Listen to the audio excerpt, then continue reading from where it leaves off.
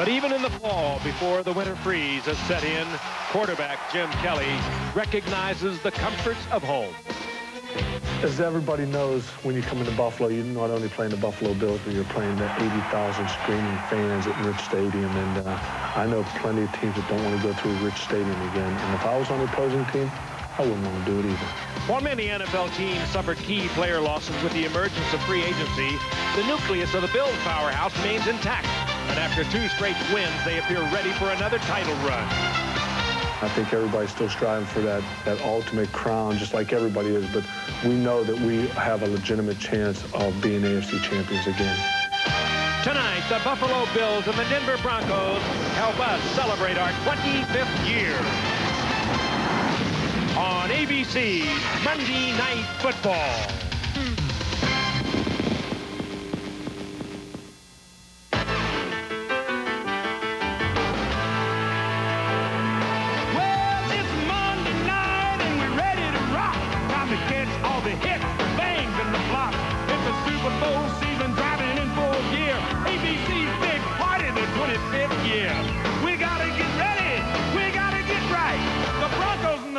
Gonna put it up tonight. So get ready. I mean, get ready. Are you ready for some football? For Monday Night Party? We got Frank and Al and Dan. They're gonna get it kick-started. Lynn and the crew's all set. The crowd is psyched, 'cause all my rowdy friends are back for Monday night. Rich Stadium in Buffalo, New York, home of the 4-time AFC champion Buffalo Bills. They love their Bills here in Western New York, where the rallying cry is try for 5. And tonight, the Bills are home to take on the Denver Broncos on ABC's Monday Night Football. Hello again, everyone. Frank Gifford with Al Michaels and Dan Deerdorf. Welcome to Buffalo. Good one for you tonight. 2 old AFL rivals in their throwback jerseys, getting it on one more time. It should be a lot of fun. Buffalo, again, off on a roll. They started slowly. They lost their opener to the Jets, but they've won twice on the road against England, New England, and Houston, and they feel they can indeed go back to a 5th consecutive Super Bowl, if you can believe that one. Meanwhile, the Denver Broncos off to a horrendous start. They are 0-3, and 0-3 is bad enough, Al, but 0-3 in Denver is awful when the last loss to the Raiders, 48-16, and if you're a Denver Bronco, it's a good time to be on the road. And that first loss, Frank, at home was a game in which they blew an 18-point lead to San Diego. Then they lost in overtime to the Jets. Last week, a total humiliation. In fact, a lot of the Broncos described it as a complete embarrassment.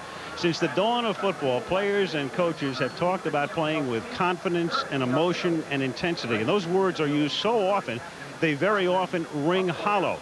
But tonight, the Broncos better play with at least a couple of those. Clearly, a win tonight on the road against the 4-time defending AFC champs will turn their season around. But another humiliating loss would be the forerunner to probably the longest season the Broncos have seen since the days of the vertically striped socks. Meanwhile, Dan, in Buffalo, things are a whole lot different than they are in Denver. They are 2-1 are the Bills. And what else is new? Looking ahead to a 5th Super Bowl. The drive for 5, they're calling it here in Buffalo, Al. And the last 4 AFC championship games have been played here in Buffalo, and for good reason. It wasn't because of a fluke, an upset, or some sort of a mistake. The game was here because the Buffalo Bills were head and shoulders above the other teams in the AFC. Now, the good news for the other AFC teams is I think the Buffalo Bills have come back to the pack a little bit. Free agency was tough on this ball club. Injuries have hurt them, particularly in the offensive line. And this is a team that's struggling to score points, scoring only 18 a game. Now, the bad news for the rest of the AFC, the cast of characters that we've all grown to appreciate is still here. Jim Kelly, Thurman Thomas, Andre Reed still lead this club offensively. Defensively, it's still Biscuit, it's still Darryl Talley, and it is the incomparable Bruce Smith. And folks, tonight, his matchup with Gary Zimmerman as Bruce Smith chases John Elway makes this game worthwhile. And Bruce Smith is coming off a game in which he sacked the Houston quarterback, Bucky Richardson, 4 times. And there he is, a man who, in the course of his career on Monday Night Football, has averaged about a sack per appearance. And he's in triple figures for his career. The Bills have won the toss. They'll receive. Jim Kelly getting ready to guide the offense after they run the kickback on a beautiful night in Buffalo. It rained last night. It rained a little bit today, but it's cloudy and very comfortable at the moment. And Jason Elam to kick off for the Denver Broncos. Don Beebe and Bucky Brooks are back to receive. Russell Copeland, who normally runs the kicks back for Buffalo, is inactive tonight, nursing an injury, and is expected back next week. Here we go from Orchard Park, New York. Elam's kick is a short one, and it's taken by Bucky Brooks. And Brooks coming to the near side, out past the 20, and then ridden out of bounds at the 30-yard line. Bucky Brooks, the rookie from North Carolina, is tackled by Randy Hilliard. Here come the Bills running the familiar no huddle. Jim Kelly again at the helm with 4 touchdown passes and 5 interceptions thus far this season. Per usual, Thurman Thomas, the feature back, Gardner, the fullback and blocking back, Beebe and Reed on the outside, and Metzelaars, the tight end. Up front, Glenn Parker, Corbin Lucina, Ken Hull, the rock in the middle, John Davis, and huge Jerry Krabs from the 30-yard line. Kelly to Thomas, and Thurman simply drops it. Started to look upfield before he looked it into his hands. 2nd and 10. Now the Bronco defense, and they'll really have to step it up tonight. Dronette, Washington, Williams, and Fletcher, who plays pretty much a hybrid linebacker end position. Kroll, the veteran Mecklenburg in the middle, and Alexander. And then Ben Smith and Ray Crockett at the corners, and Dennis Smith, the longtime Bronco, who is back, and Steve Atwater are the safeties. When the season began, Dennis Smith was not signed. There's a stoppage for the moment. A beach ball got loose on the field. They've taken care of that. Beach ball in Buffalo. Yeah, beach ball. It's that kind of a night. Good weather. But Dennis Smith re-signed this week and in the starting lineup, and he's right in the middle of the action there, as Pete Metzelaars was the intended receiver, and it didn't take long for the Bills to go after Dennis Smith, and not long for Dennis Smith to respond in kind. He might just have been a little early with that right arm. You wonder about the timing. He has been in camp for a couple of days, or been working out for a couple of days. He did get the right arm there a little early. He just got a break from the official there. The Broncos playing a nickel, as we thought they would, 5 defensive backs. 3rd and 10. It's a 4-man rush, and the pass is incomplete. So a promising beginning for the Denver Broncos defensively, but a flag is down. I think the cornerback to this side jumped offside. And that's amazing that a cornerback would jump offside. Offside, number 26. Wow. Defense. 5 yards, 3rd down. Ben Smith was trying to get a jam on the receiver to that side. Here he is right in front of us. And this is just inexcusable to come across the line of scrimmage when you are a cornerback. Keeps the Bills alive, and we have an injured Bill, rather a Bronco down for the moment. That's number 77, of course. Carl Carl Mecklenburg, who is playing defensive end in this nickel defense, shaken up, but appears as if he's going to be all right.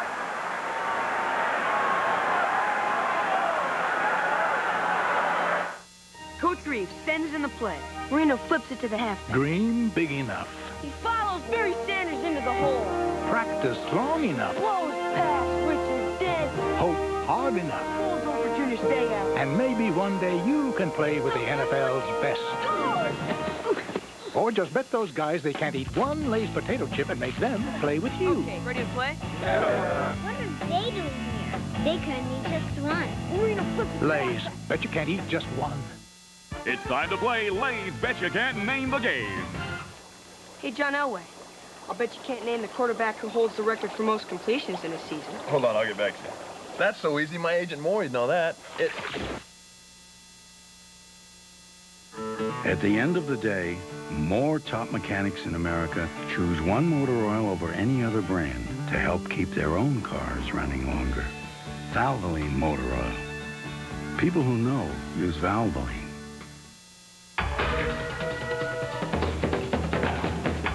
How do you turn a 3.5-liter, 24-valve, 214-horsepower cab-forward performance machine into a luxury car? Wash it.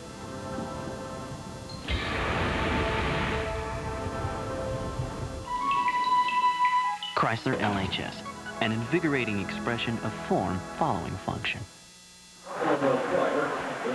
Carl Mecklenburg shaken up, and he comes out. His spot is taken by Harold Hasselback.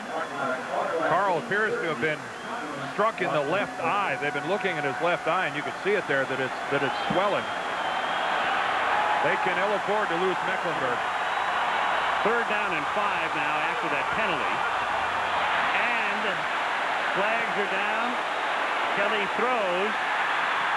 And the pass is caught. The head linesman right there to say that Beebe was inbounds as he made the grab.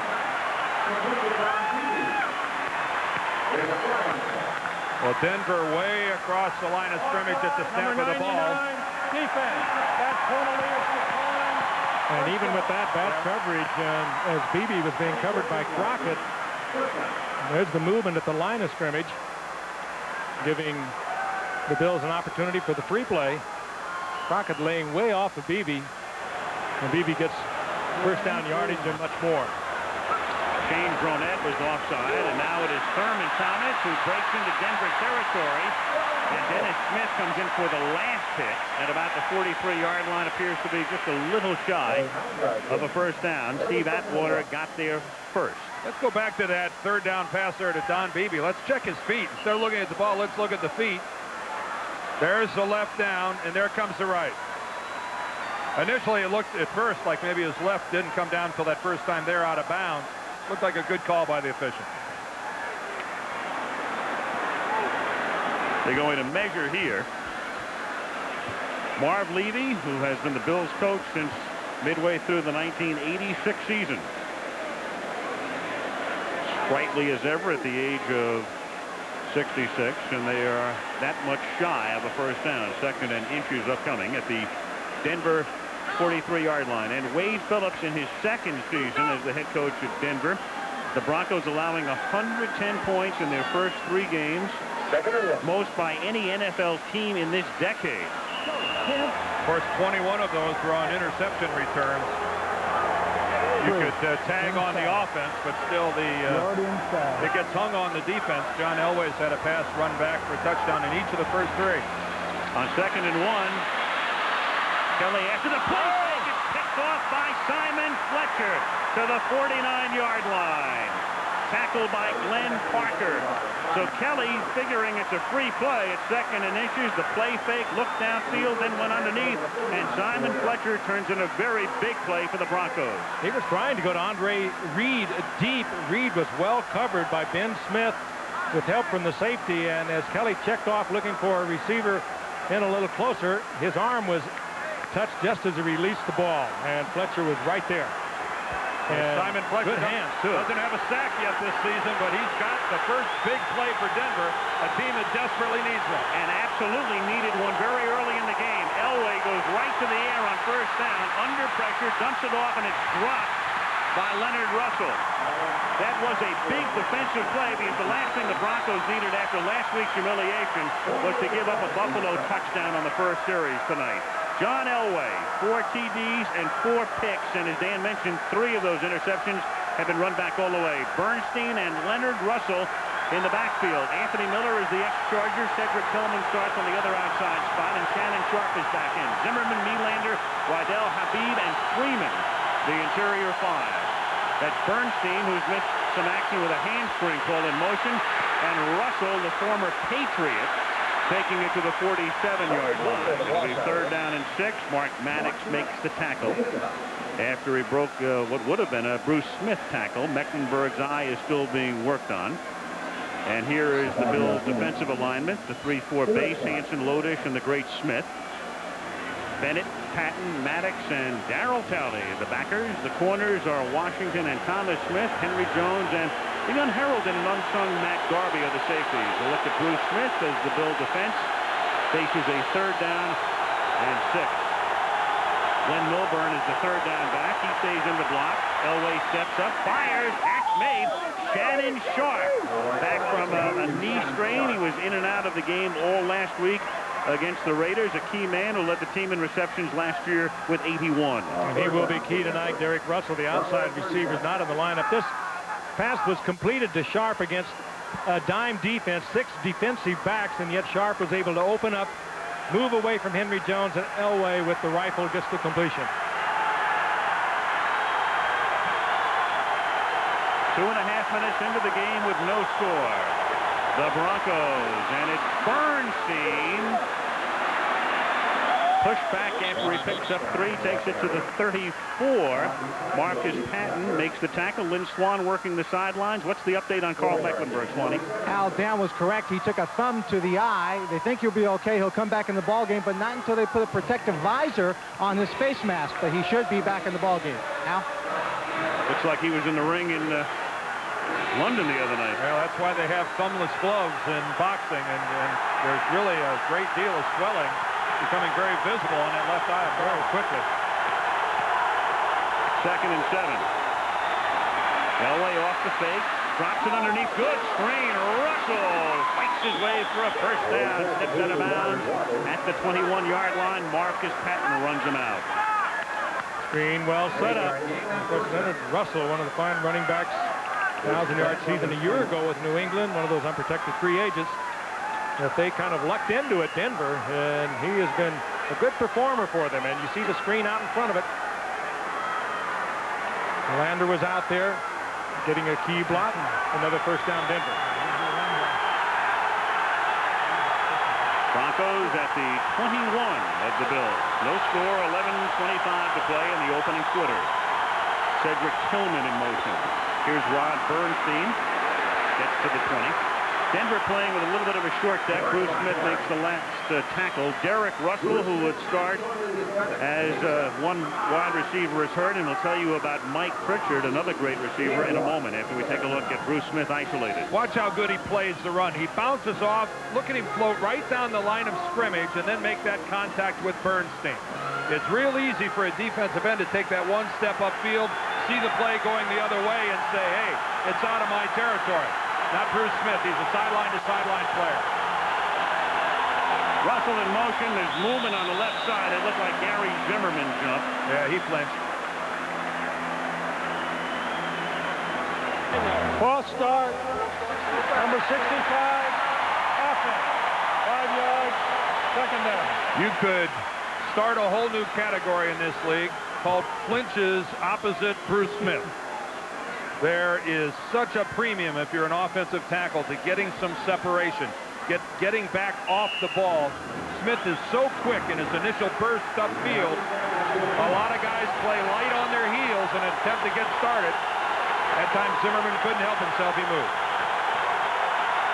From the 25, and Bruce Smith comes across the line, and this play is whistled dead. That's why he's so fast off the ball. Yes. He's really fast that time, Dan. The new rule has helped them to some degree, hasn't it, Dan, where they can actually drop that left foot back quite a bit? They are allowing the offensive lineman to get farther off of the ball now. Encroachment.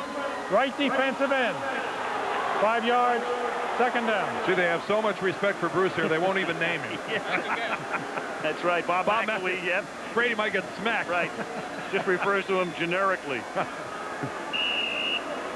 Walt Corey, longtime defensive coordinator. And he's formed a pretty good partnership with Marv Levy. They've been together for quite a while and worked nicely together. They've had a great thing going for a number of years. 2nd down and 9 from the 20. Bernstein, and he can't escape. Marcus Patton, who is showing blitz, came moving through and is able to make the tackle in the backfield. These Bills linebackers are not big, but they're very quick. Cornelius Bennett with the great speed on the outside. We all know about him, but Patton is a fine athlete. He also has speed. None of them go over 240 pounds, but they're ever so quick. And you see Pat reading it, stepping in front of the block. 3-yard loss. They caught the Broncos in a blocking scheme where the linemen are pulling, and that is when a blitz is at its most effective because you can run in behind them. 3rd and 13 from the 24. Elway throws, and it's dropped by Shannon Sharp. So they bogged down at the 24. The Broncos have one of the best field goal kickers in the league in Jason Elam, and he will now set up for a 41 or 42-yard attempt. Well, Shannon Sharp is still wearing a sizable brace on his right knee. You can see it. We asked Wade Phelps last night, how far back is he? He said, well, I'd say 90%. Last week it was about 60, but that's a ball Shannon Sharp normally catches. 41-yard attempt. Jeff Campbell will spot it. And Jason Elam's kick is no good. It's the first kick he has missed all season, either an extra point or a field goal. Broncos can't cash in. 9:20 to go in the opening quarter. Denver nothing, Buffalo nothing.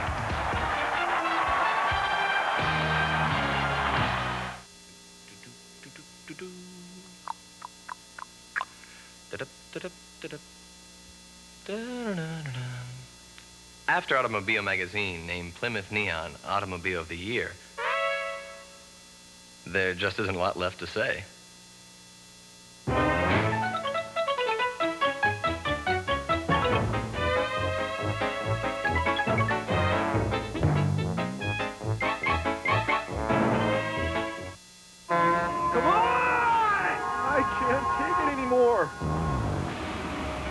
Sparky!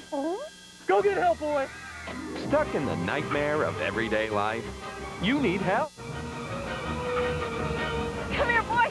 Keep rolling! A Visa application? Only Visa enrolls you in Visa Rewards, where 10% of every purchase goes towards savings on fabulous vacation packages. Look in your mail for a Visa application and get away from it all with Visa Rewards. I'm bored. Let's count the palm trees again. Why are you looking at me like that, Iggy? You okay? Cut it out. You're weirding me, man. Stop looking at me like that, would ya? You're creeping me out. Cut that out, man. For the great taste that won't fill you up and never let you down, make it a Bud Light. Iggy, you're gonna twist my head off. Iggy. Tuesday, Dad lays down the law when he busts the kids. You know what they say about all work and no play, boys. It's an all-new Me and the Boys, Tuesday on ABC. Well, Lynn Swan talked about Mecklenburg getting back into the game as soon as they put a shield on that helmet, and there he is, and Carl is back in the game. From the 32-yard line, Thurman Thomas picks up a couple. On the subject of injured Broncos, I mentioned Mike Pritchard's name before. You may have read that he suffered a lacerated kidney, the Bronco wide receiver, in practice. Happy to report he was in intensive care. His condition has been upgraded to fair. He's in a private room in a hospital in Denver. Figures to be released in midweek, and the Broncos expected to play before the season is over. Second down and 8. The catch is made here by Andre Reed, and he has a first down up at the 46-yard line. Denver is going with the nickel pretty much all the way, particularly on first down. This is what Wade Phillips said he would do, and of course, like every team that plays Buffalo, they know with these three wide receivers, if you go with the nickel, they'll try to run the ball. This time, however, they go to Reed, who has moved to the outside instead of the wingback position. But usually against the nickel, they'll try to run this man. Thurman Thomas. Andre Reed last week went up and over 600 receptions for his career, the 13th such performer in the history of the NFL. He's an amazing athlete. If you look at Charlie Waters, the defensive coordinator, who was really under fire out in Denver, but so Thomas carried that ball 355 times a year ago. Frank, it's a very long line of people who are under fire out there. Second and 8. Thomas with blocking has the first down and is brought down at the 40-yard line. Kent Hull got out there to throw a real nice block, and Corbin Lucina as well.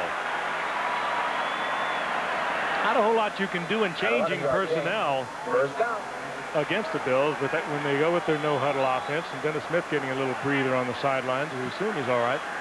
Well, you got to wonder, only signing on Wednesday, how many productive plays are they going to get out of Dennis Smith tonight? Particularly against the no-huddle offense.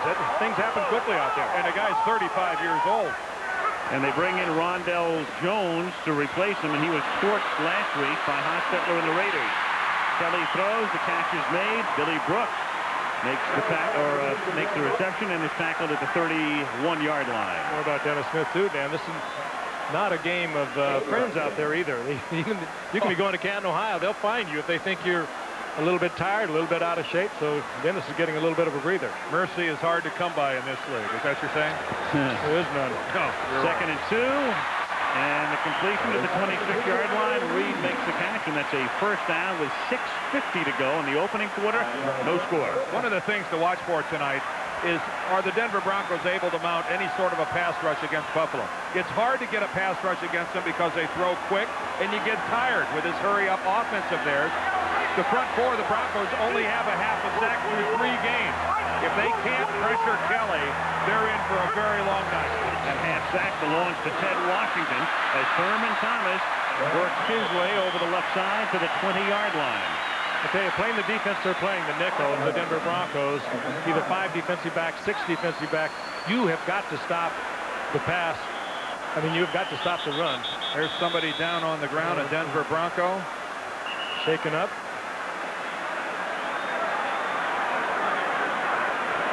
We do not know who it is as yet. Injury timeout, 6:07 to go in the first. It is Ray Crockett. They speak it in England, France, and Germany. It sounds the same in the U.S. and Mexico as it does in Hong Kong and Tokyo. It's the international language of business. And wherever it's spoken, Delta Airlines can put you right in the middle of the conversation. And then we'll bring you back to that place where you don't have to say a word to be understood. Delta Airlines. Building our luxury family sedan, the Chrysler Concorde, we thought of everything, starting with spacious cab-forward design.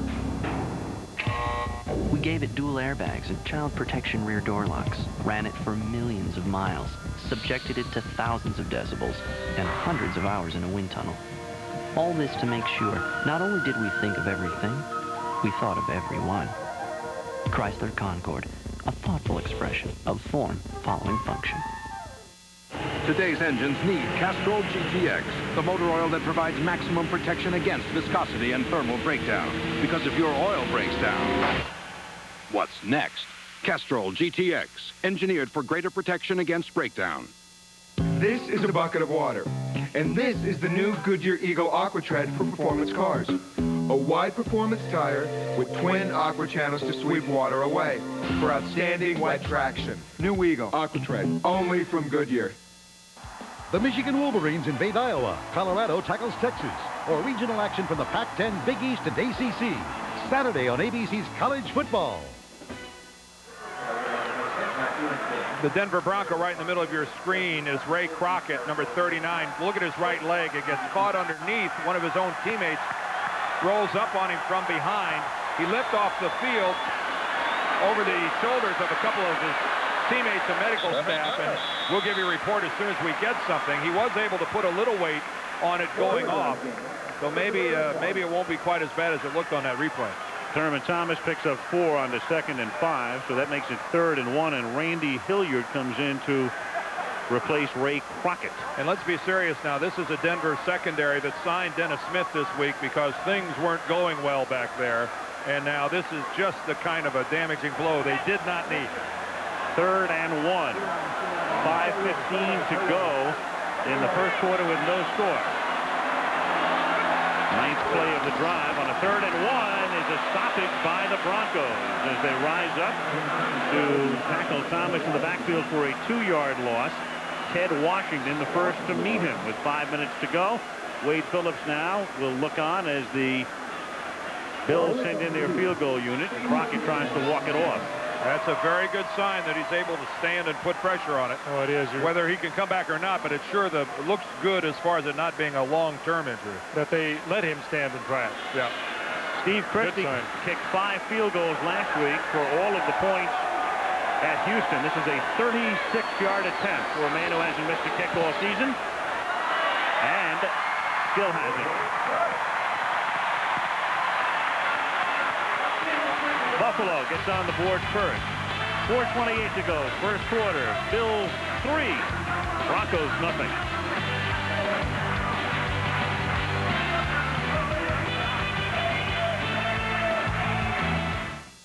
me a draft. Cold filtered beers are smooth, but they're nothing new. How about an ice? Ice beers start cold, but most are heat pasteurized. Not cool. Bud Ice. That's why Bud Ice is ice brewed and cold filtered to start cold and stay cold. Get real cold with icy smooth Bud Ice and new 96-calorie Bud Ice Light. What more could you want? Hello, I'm Al Percolo, scout for the New York Yankees. You know, I think I know what's bothering the owners. Attendance stinks. This season, the World Series will be played, but only in a theater near you. Get out there and play a good game. They'll play with dignity, with skill, with integrity. Just a guy taking 15%. I thought it was 10. 20th Century Fox presents the comedy that won't strike. The Scout, rated PG-13, starts Friday. A lot of little touches go into every new Plymouth Neon. A very powerful 132 horsepower engine, a spacious cab-forward interior, and a special chip-resistant finish. And oh, one more thing, dual airbag protection. So, it always practices safe driving. Say hello to Plymouth Neon at your Chrysler Plymouth dealer.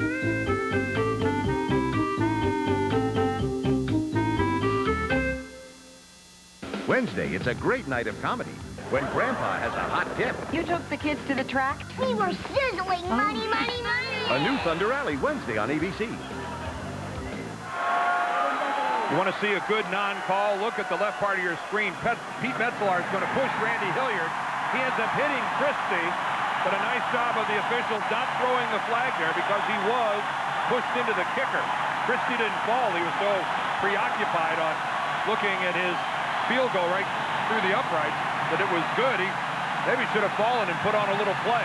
Now Christie's kickoff fielded by Glenn Milburn at the 11-yard line, and he gets buried up at the 27. ABC's Monday Night Football is being brought to you by Bud Light. If you want great taste that won't fill you up and never lets you down, make it a Bud Light. By Delta Airlines, you'll love the way they fly. And by Chrysler Plymouth, a division of the Chrysler Corporation.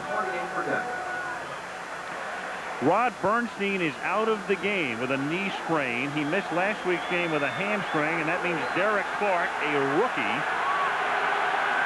will come in and see quite a bit of action, I am sure, in a two-back set. But Leonard Russell now has to become the guy. And Leonard Russell is the guy right here who spins away, gets across the 30 to the 31-yard line. Well, Russell is used to the load because Bill Parcells a year ago ran him 300 times, and now another Bronco is coming out, and that's the big right tackle, Russell Freeman, holding his left shoulder. Boy, how bad can things go in the Mile High City here? Russell Freeman, a good, solid right tackle, his third-year guy out of Georgia Tech, and hopefully that's just some kind of a stinger there that he'll get the use of that arm back here pretty soon.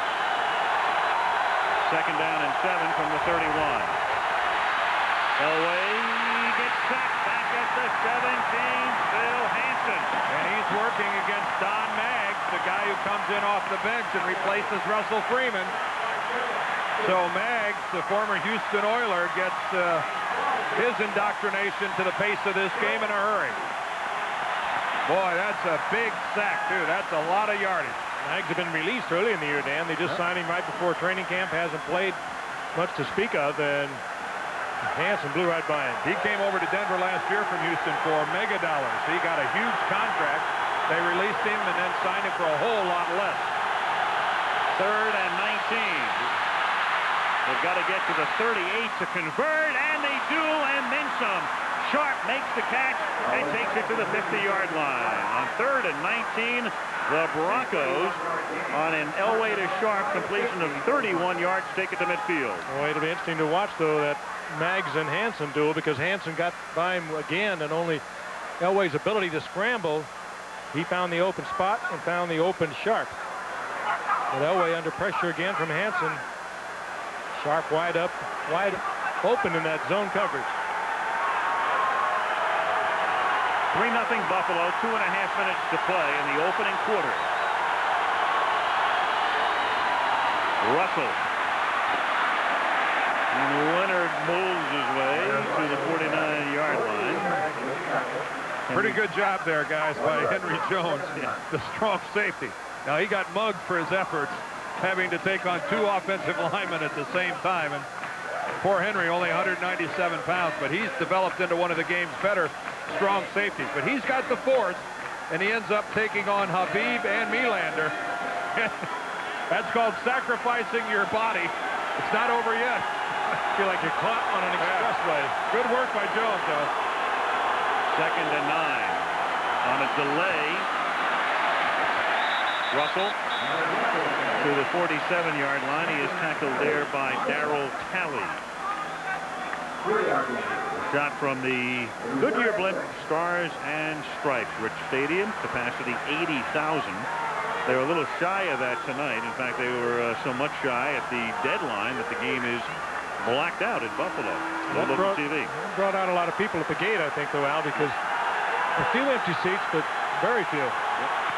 And beautiful weather tonight. 3rd down and 6 at the 46-yard line.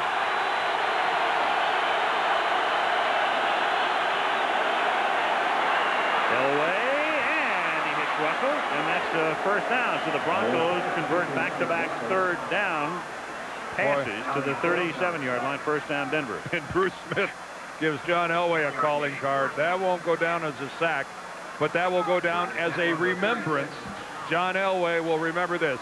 Here he is working on Zimmerman. Now keep in mind, Zimmerman's an all-pro. That's just a good, solid, quick, slashing move to the inside. John just barely gets it away before he's drilled.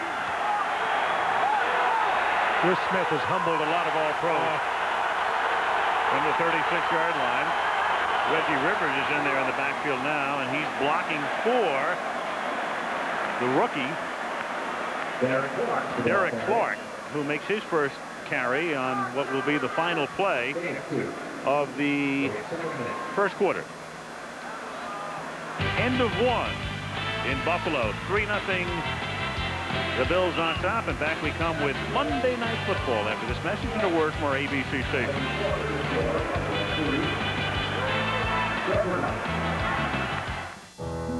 Nobody's perfect, especially when it comes to cars. There's always a chance one thing gone bad will spoil everything. The difference is that at Chrysler Corporation, we're doing something about it. Through Customer One, our renewed commitment to customer satisfaction. Because while nobody's perfect, it sure doesn't hurt to try. Customer One. See the difference it's making at your Chrysler Corporation dealer now. We asked these women what they think about the new Sicilian-style pizza from Pizza Hut.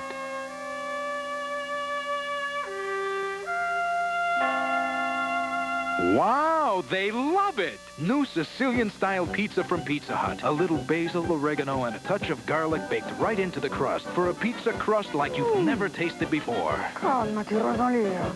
Che ne stai facendo uno spettacolo? For $8.99. Any second medium, $5 more. This is ABC. It was forged from a commitment to strength, protection, and to your peace of mind. It is Titan from Kwikset. Titan door locks. Unbeatable strength. Unbeatable security. I like Mike. I like Mike. I like Mike. I like Mike. I like Mike. Peter Mahagan and Mary Richardson, weeknights on Chronicles.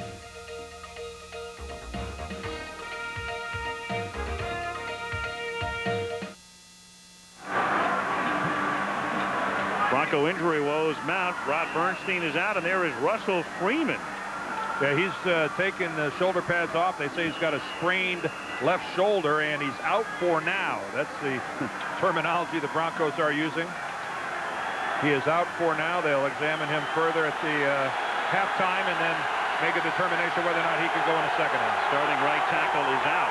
Start the 2nd quarter. 2nd down and 9 from the 35. Bills leading 3-0. Catch is made by Reggie Rivers, and he's about 3 yards shy of the 1st down. Tackle made by Mark Maddox. Rich Stadium, Orchard Park, New York. Al Michaels, Frank Gifford, and Dan Dierdorf. Lynn Swan on the sidelines. Week 4 Monday Night Football. What a beauty last week. What people talking about that for the entire week. Dallas and Detroit. And they may talk about that for the entire season. That was a special night with Barry Sanders and Emmitt Smith. That's what a rare opportunity to see those two. What a showcase for Barry Sanders. Well, 3rd and 3. This play is dead before it starts. There's a casual tap by Cornelius Bennett. That's just stepping across the line and giving him a touch. The center. 5 yards. 3rd down. That's about as nonchalant a tap on the shoulder as he can give a guy. Dave Wydell, the center, clinched with the ball. Instead of coming across and letting him have a whap on the head, he just taps him on the shoulder. Once that contact is made, though, there's no play. And Denver just making more mistakes than they need to. And there goes Ray Crockett off the field. Remember, we saw him get his leg rolled up. So Crockett out, Bernstein out, Freeman out for at least a half. 3rd and 8. And Derek Russell and Mike Pritchard not here. Wide open. Elway scrambling. Oh, old-time John Elway type of run. He does that with less and less frequency, but still with a lot of effectiveness. I'll tell you, if you don't have some kind of a spy, some kind of a set defense for John Elway, you get a situation like that, he can turn nothing into something big time. The Bills with no one on the coverage, and Elway down the sideline all by himself. You know, teams for years, a part of their defensive routine was to always have a spy whenever you played John Elway, and I wonder if because of Elway's age, teams have gotten away from that a little bit. 22-yard gain for John. Elway, the fake throws. Oh, he jammed it in there for the touchdown. Anthony Miller with double coverage, and Elway put it right on the numbers, and Denver has 6.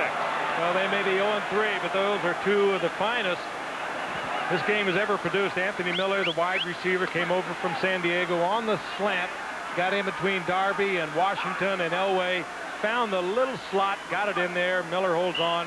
Great concentration. That's Darby's play when he comes to the inside like that. And it looked like Matt just misjudged the angle to go after Anthony Miller. He came too far to the inside. Jason Elam tacks on the point after, and that's a 72-yard march for the Denver Broncos. Boy, you look at it slow motion, and it doesn't look as difficult as it was at full speed. He threaded the needle on that, and he had something on it, and Miller came down with it.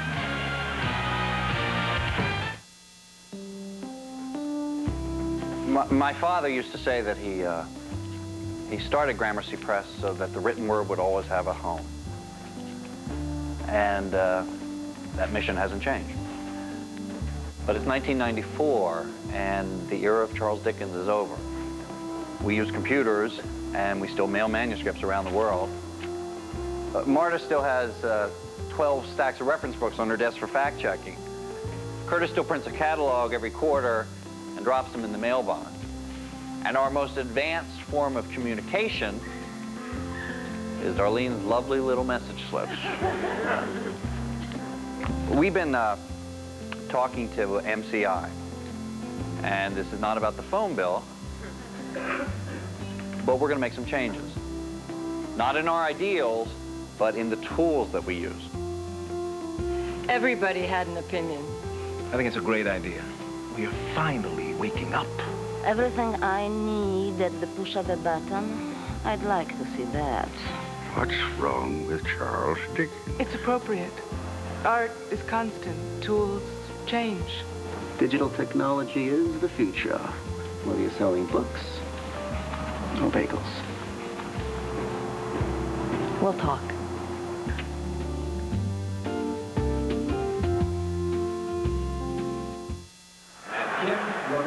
John Elway going over things with the offensive coordinator and assistant head coach Jim Fossil. Nice 72-yard drive. Elway with a 22-yard run, a 31-yard pass along the way, and then an 11-yard touchdown pass to Anthony Miller. Elam to kick off. Don Beebe and Bucky Brooks back to receive for the Buffalo Bills. Bucky Brooks, 81. He's the rookie from North Carolina.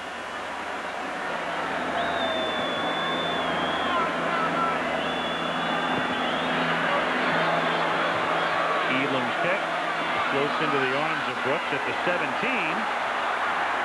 And it's a 17-yard run back from the 17 out to the 34. Kelly goes to work from that spot. 13:31 to go in the half. Denver 7, Buffalo 3. Aptiva. Aptiva. Aptiva. He can get to anyone in D.C. The man has contacts everywhere. It's a neurological inflammation of the aptival region. I'm about to take over the entire empire. And then this droid Aptiva kills me dead. Aptiva. It's whatever you want, however, whenever, wherever you want it. It's the newest multimedia PC. Speak. Hello, I'm Aptiva. From IBM. Give me a draft. Cold filtered beers are smooth, but they're nothing new. How about an ice? Ice beers start cold, but most are heat pasteurized. Not cool. Bud Ice. That's why Bud Ice is ice brewed and cold filtered to start cold and stay cold. Get real cold with icy smooth Bud Ice and new 96-calorie Bud Ice Light. What more could you want? You got the winning color. My vehicle is the most important part of my business. Without it, I can't work. I change the oil every 3,000 miles or so. Engine has been flawless, 170,000 plus. Now with the revolutionary Penn-Star molecule, Pennzoil clings to moving parts, works like liquid ball bearings. I've always used Pennzoil. It's a quality product. I'm going to drive this thing till it drops, and then I'll just park it on the side of the road. That's the powerful lineup tomorrow, Tuesday night on ABC, a night of comedy with Full House, Me and the Boys Home Improvement, Grace Under Fire, Coach, and Blue Skies. And then on a Wednesday, it's Thunder Alley, All-American Girl, Roseanne, Ellen, and Turning Point. The Tuesday and Wednesday lineups in prime time right here on ABC, where in Orchard Park, New York, it has begun to rain. For the first time during the course of the game, it rained, well, it's starting to come down pretty good right now. Yeah. It just started. It started as a little sprinkle just about 2 minutes ago, and now it's opened up pretty good. The prediction was for intermittent showers, and the intermittency has arrived. 1st and 10 for the Buffalo Bills from the 34-yard line. Buffalo down by 4. Kelly under pressure, and it's Simon Fletcher at the 26-yard line. And Simon Fletcher, annually leading the team in sacks, but a notoriously slow starter, has his first sack of the season. Pretty good start to a game, too. He has an interception and now a sack, working against Jerry Crafts, nicknamed the Condo, and he just beats Crafts around the soft corner. And a pretty darn good start to a game for Simon Fletcher. Oh, and this time he's going to get Kelly again. Another one. Back to back. So he goes 13 quarters without a sack and then gets them on back-to-back plays. Oh, my Lord. Charlie Waters getting some of the much-needed tonic this Bronco defense has been searching for. This time he just comes inside Crafts. That's called the bull rush. That's just stick your helmet in the other guy's chest and running back to the quarterback. Well, that other guy's chest weighs 351. I know, it's not easy to run a guy like that backwards. Simon did it. 3rd and 22, and Kelly throws. He's got Reed, and Andre makes the catch, but he is shy of the first down up at the 39-yard line, hit hard by Ben Smith. They needed 22, and they got 18. Oh, but a fine catch by Andre Reed. I'll tell you, these Buffalo Bill receivers, they will concentrate on the ball. They're not looking for the hit that they know they're going to get. Reed particularly over the middle, wherever he is, you know he's going to concentrate on that ball as he did right there. That was a tough one. He took quite a shot. Chris Moore to punt from the 40-yard line. Glenn Milburn back to accept it.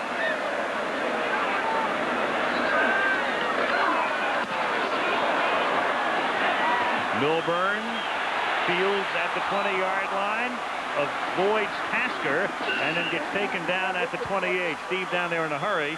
Mark Maddox finally makes the tackle. 40-yard kick, 9-yard run back. 7-3 Broncos. Welcome to another Monday Night Football 25th anniversary moment brought to you by Southwest Airlines. Flying the low-fare airline is just plain smart. In a 1984 snowstorm, the Broncos blitzed the Packers with 2 touchdowns on fumble recoveries in the game's first 37 seconds. Jesse Clark over the right side, and the surge is out over the 25-yard line. The ball is loose. Fumble again. And this time it's Louis Wright down the sideline. Unbelievable. This has got to be a first. There are no flags. Southwest Airlines will not lose a fare war. We have low operating costs, so we can offer you low fares on a regular basis. It's not a gimmick. It's not a promotion with us. It's something that we believe in with all of our fiber. It's every seat, every flight, everywhere we fly. Other airlines try to copy Southwest, but they're just facsimiles of the real thing. Southwest is the low-fare airline. If there's a fare war, they're going to get nuked.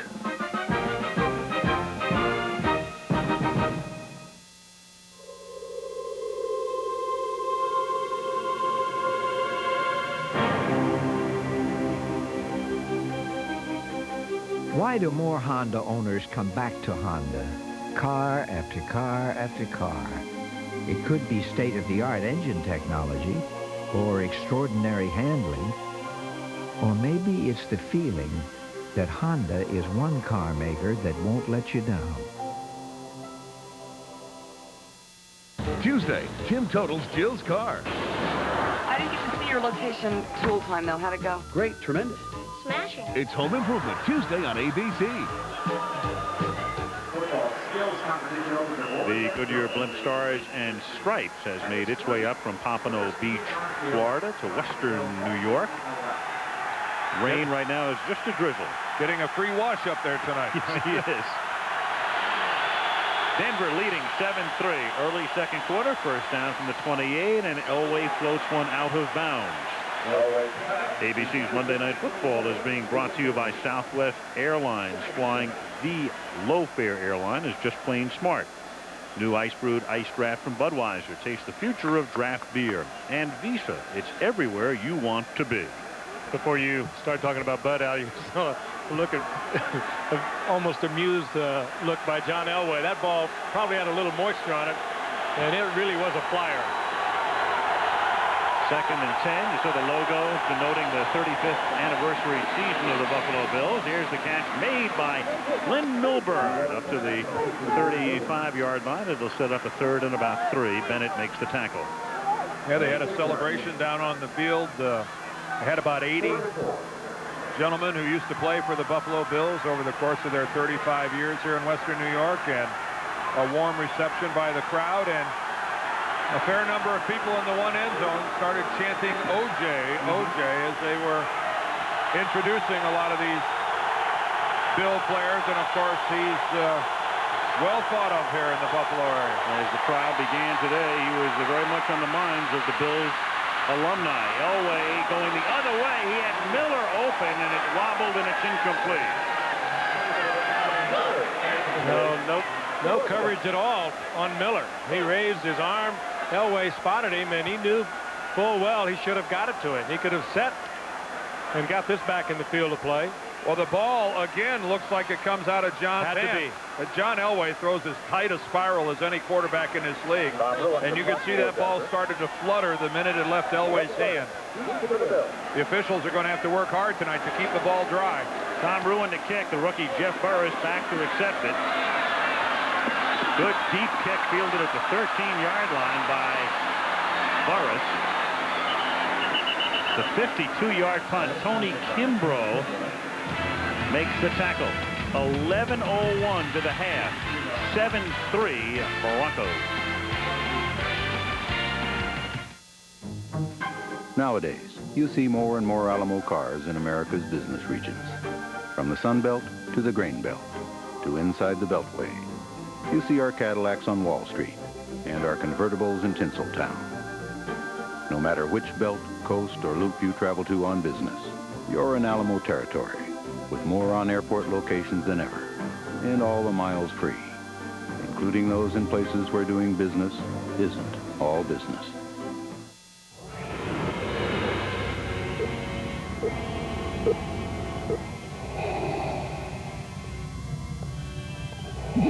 What is thy bidding, my master? There is a great disturbance in the force.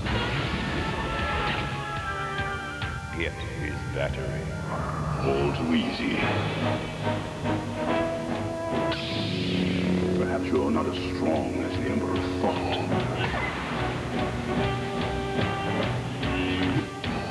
Impressive. If you only knew the power of the dark side.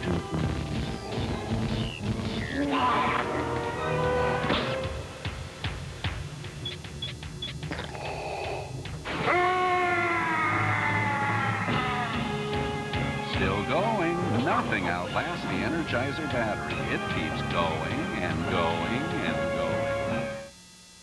Pittsburgh is out to play like men of steel, but Houston has found its winning ways.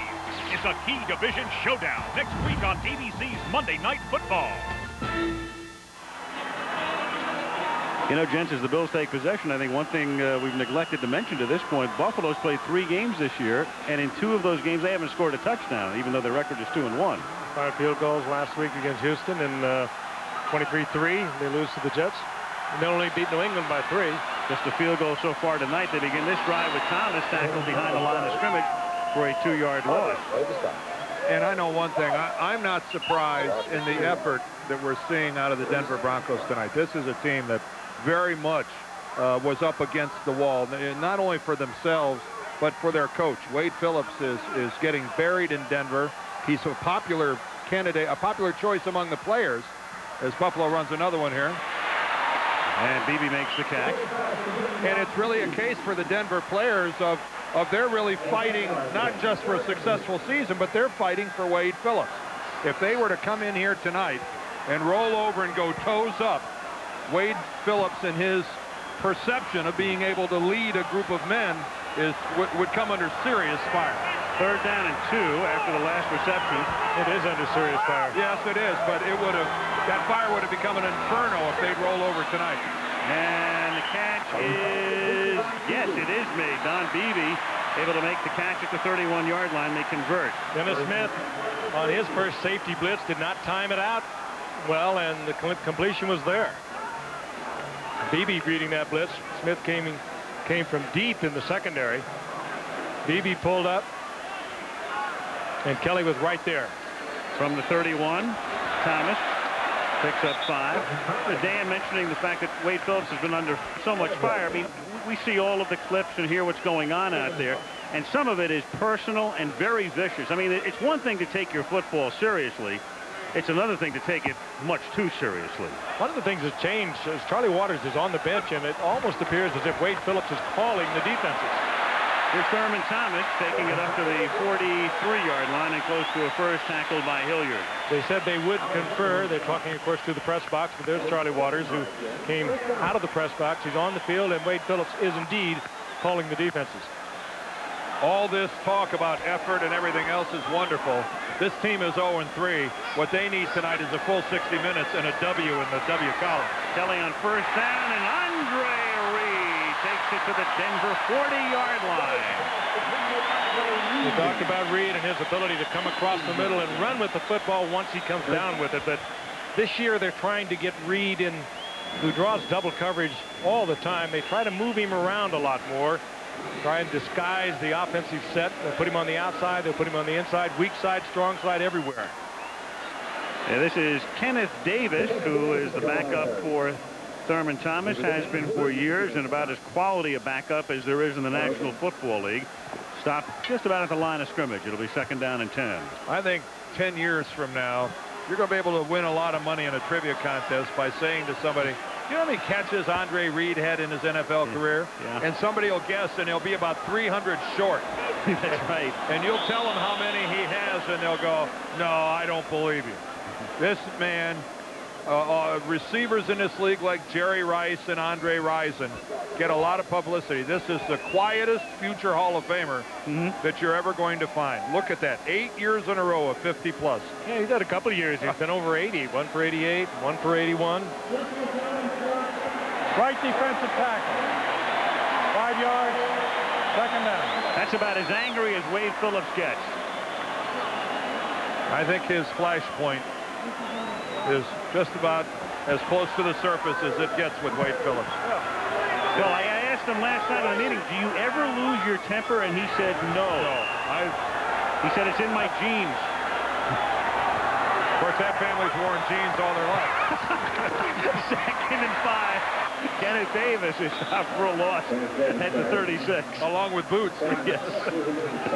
Son of Bum Phillips.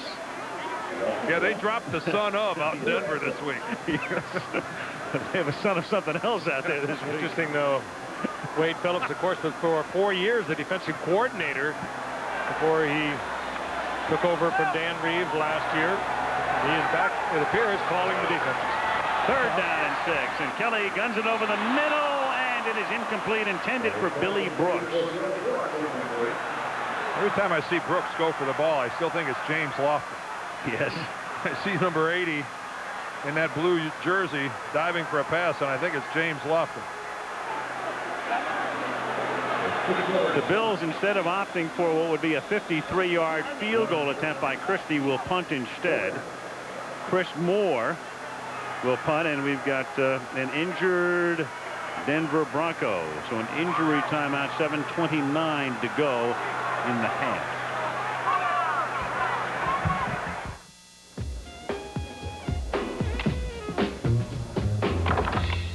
In case you didn't know, 2 Bud Dries? Bud Dry is dry brewed, using less water than light beers. And less water means more beer taste. Besides, who needs more water anyway? Oh.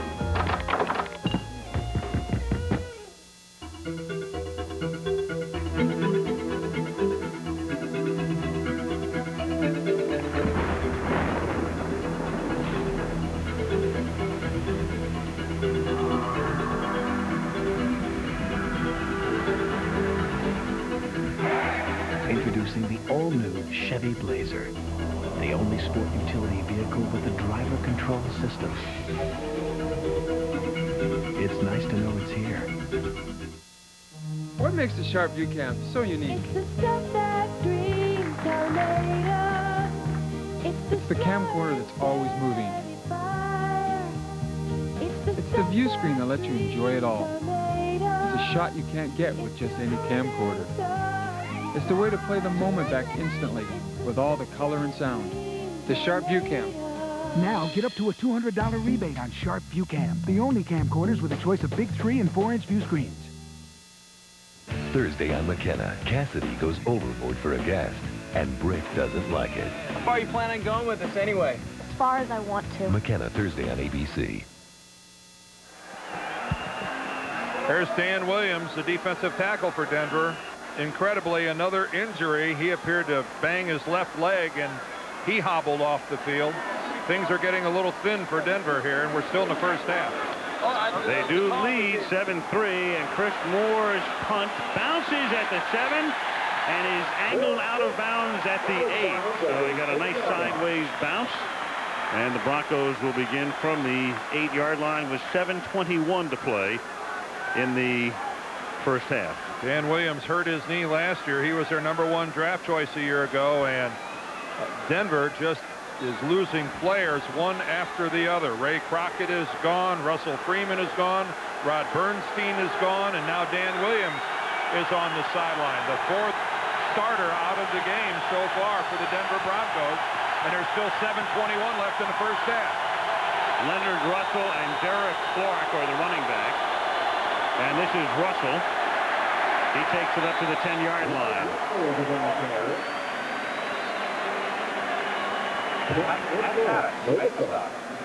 2nd and 8. John Elway, Stanford, 12th year in the league. Last year, statistically, the best of Elway's career.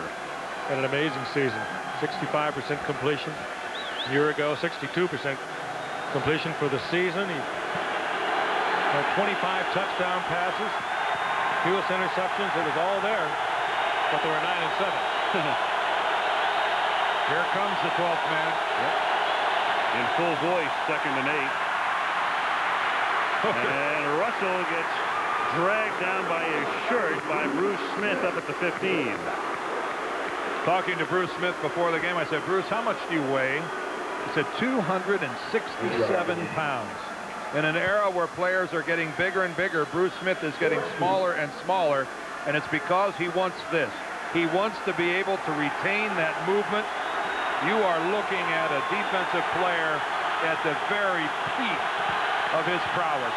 This man is unstoppable. 3rd and 3. And Russell comes up a little short. Cornelius Bennett right there to make the tackle. You know, Dan, anyone else other than Bruce Smith at that size, you would be tempted to run right at him as opposed to running away from him because he is so quick. But he can take the defense straight and take the offense straight on. He's really redefining how to condition himself. You know, Bruce got here as a rookie. He was overweight. He didn't have great cardiovascular endurance. And he is just a wonderful example of someone who has worked his way into the player he is. Tom Ruin kicking to Jeff Burris. 48-yard punt. Burris, a rookie from Notre Dame. And Burris, one man to beat. He beats him. Touchdown Buffalo.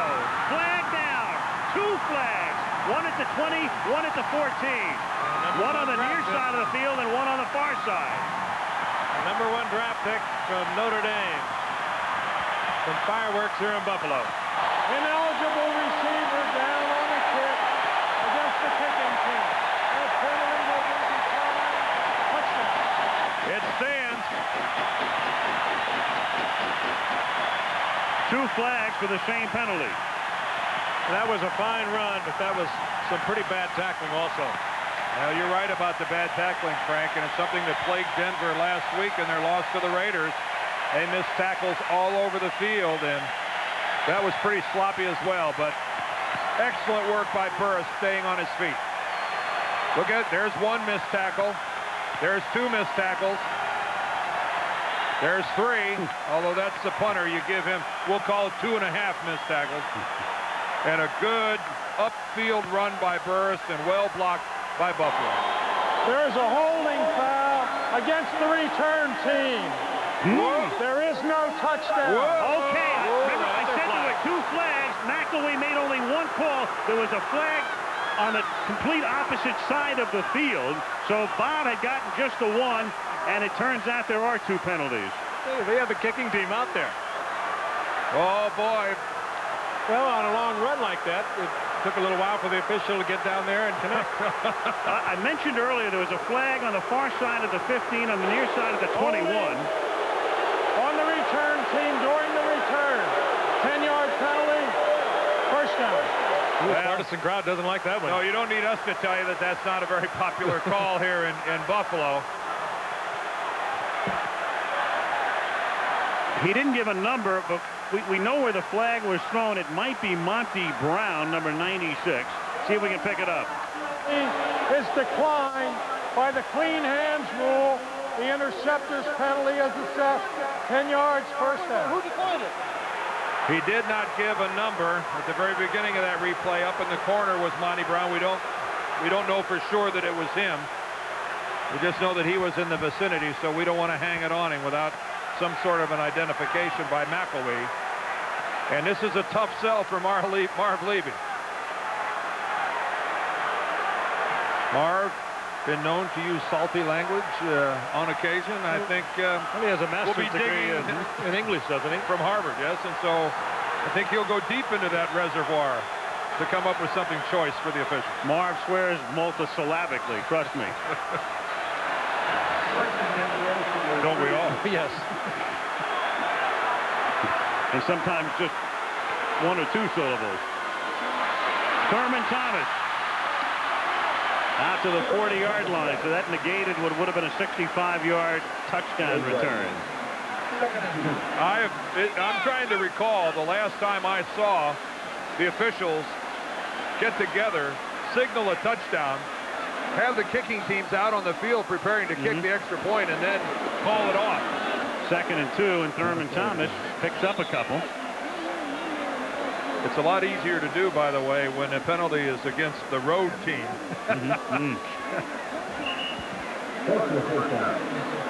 Well, a great break for the Denver Broncos. They hold on to their 7-3 lead. They're going to measure here. It'll either be third and a couple of inches or a Buffalo first down with 4:33 to play in the half. Denver leading by 4. First down, Bills.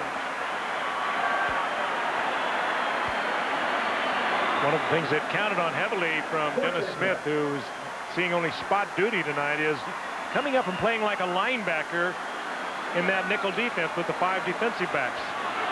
You got to stop this guy on the run. Kelly airs it out, looks for Beebe. Good defensive work. Randy Hilliard, a man on a spot because Ray Crockett is hurt, so that's why Hilliard's in the lineup, and he's equal to the task here. And Hilliard was looking for a flag. He thought that he had been interfered with by Don Beebe. He might have got a little shove from Beebe. Beebe gave him a little push just as he goes for the ball. Oh, yes, he did. Hilliard wanted the call. That's still pretty well played by both men. You know what Hilliard did that was really nice was that he was looking at the ball, and when it was thrown short, he was able to stop without running into Beebe. Here's Thomas on 2nd and 10. And Thurman pulls forward up to the 48-yard line. It'll be 3rd and about 4. Clock ticking down. 4 minutes to go. First half. The Broncos seeking their first win of the season, leading the Bills 7-3. 3rd down 4. Buffalo from its own 48-yard line. Kelly looking over the middle, and Andre Reed lives in the middle. Inside the 30. Tackled from behind at the 20-yard line. Brought down by Ronnie Bradford. And a flag is down at the 40. It was thrown right where the ball was caught. I don't think it could be against Andre Reed. Pass interference, number 21 defense. Penalty is declined. First down. Hilliard, who made that great play a short while ago against Beebe, is called for pass interference. The play will stand, and again, wonderful concentration on the part of Andre Reed. And again, poor tackling by the Denver Broncos secondary. Almost on every play. Yep. It's going to be a missed tackle. Not only is there interference, but then Hilliard doesn't make the tackle. Atwater goes by. Jones is in a position not to make a tackle. Thomas on first down. Stop, loss of 1 at the 21. 2nd and 11, Buffalo. What a classic catch by Andre Reed. Took that ball right on the chest. He knew he was going to get hit, or thought he was. He should have been, but he wasn't. I think he was surprised that he wasn't unloaded on. Well, first of all, what a wonderful person Andre Reed is. Just a delight to talk to.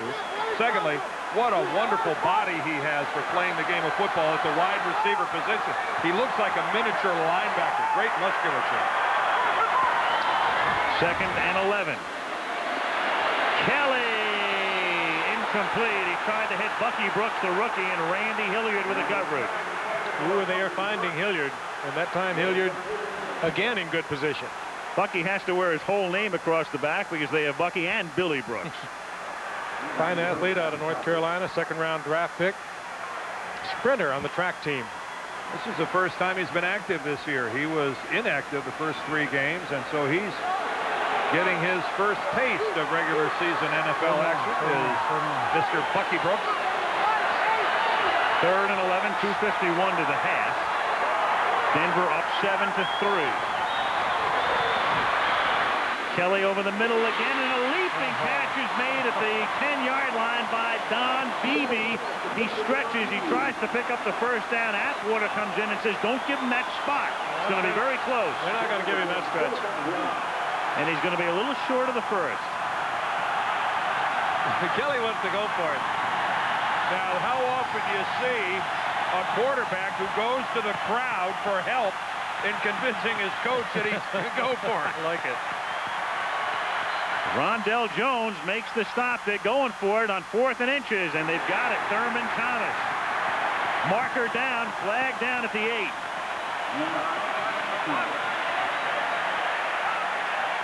And it's against Denver, so it will be a first down.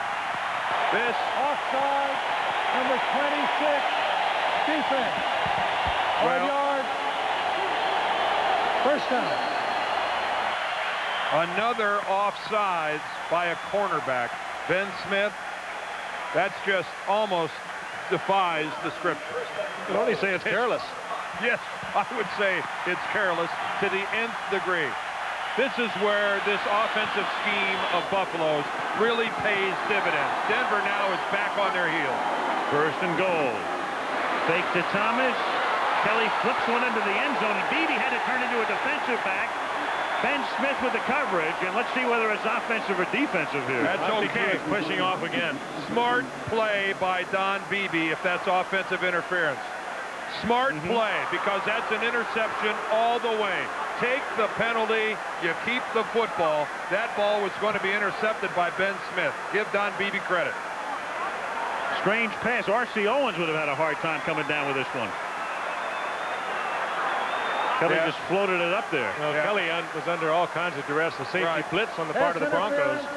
Number 82, offense. Don Beebe's fighting for position, trying to get in a position to catch the ball, but when it became apparent that Ben Smith had the best shot at it, you go ahead and take that penalty. And that takes us to the 2-minute warning. The ball is at the 15. It is Denver 7, Buffalo 3.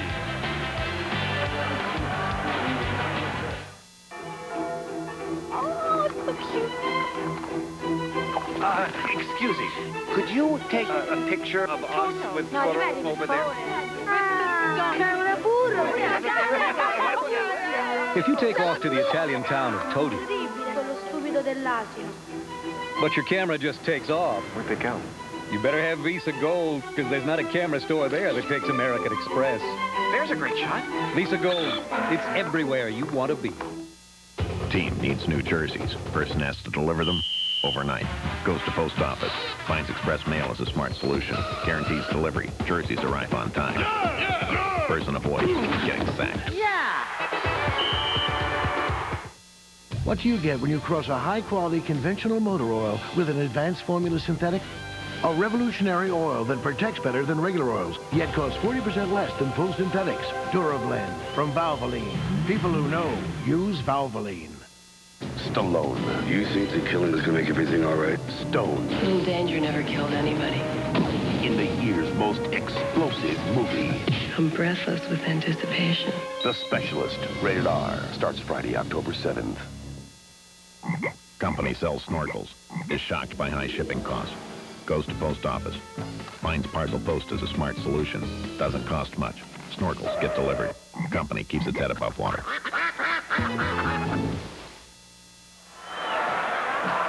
Next week, Three Rivers Stadium in Pittsburgh, the site for Monday Night Football. The Oilers broke into the win column yesterday with a win over the Bengals. Houston heads north to face Barry Foster and the Pittsburgh Steelers next Monday night. Lots of people have been breaking into the win column when they've been playing Cincinnati. Those fellows still struggling. Haven't won one yet. Carl Mecklenburg back in the game.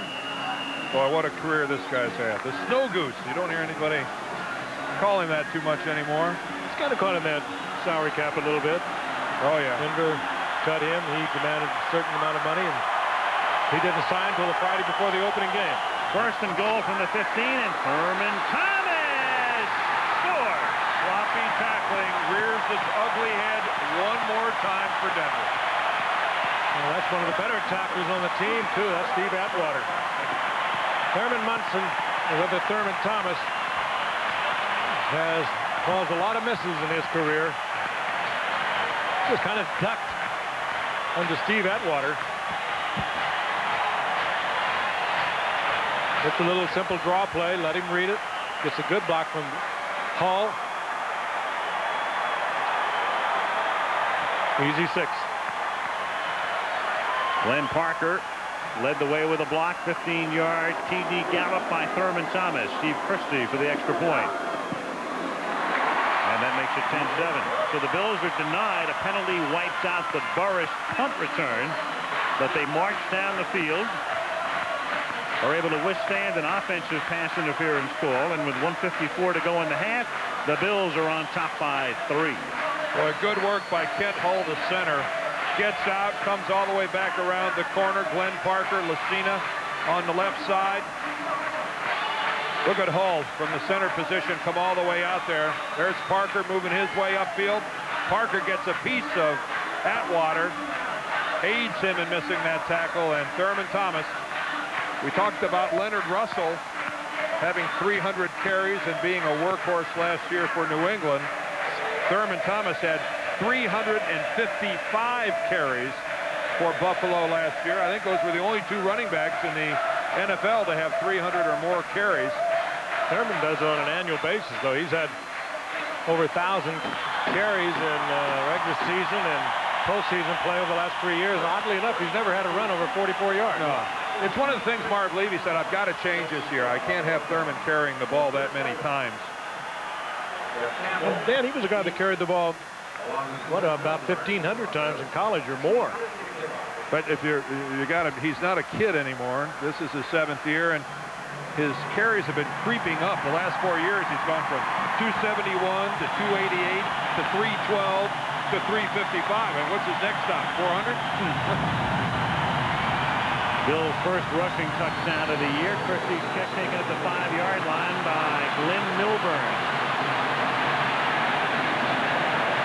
Milburn with a flag down at the 19-yard line, returns it out to the 28.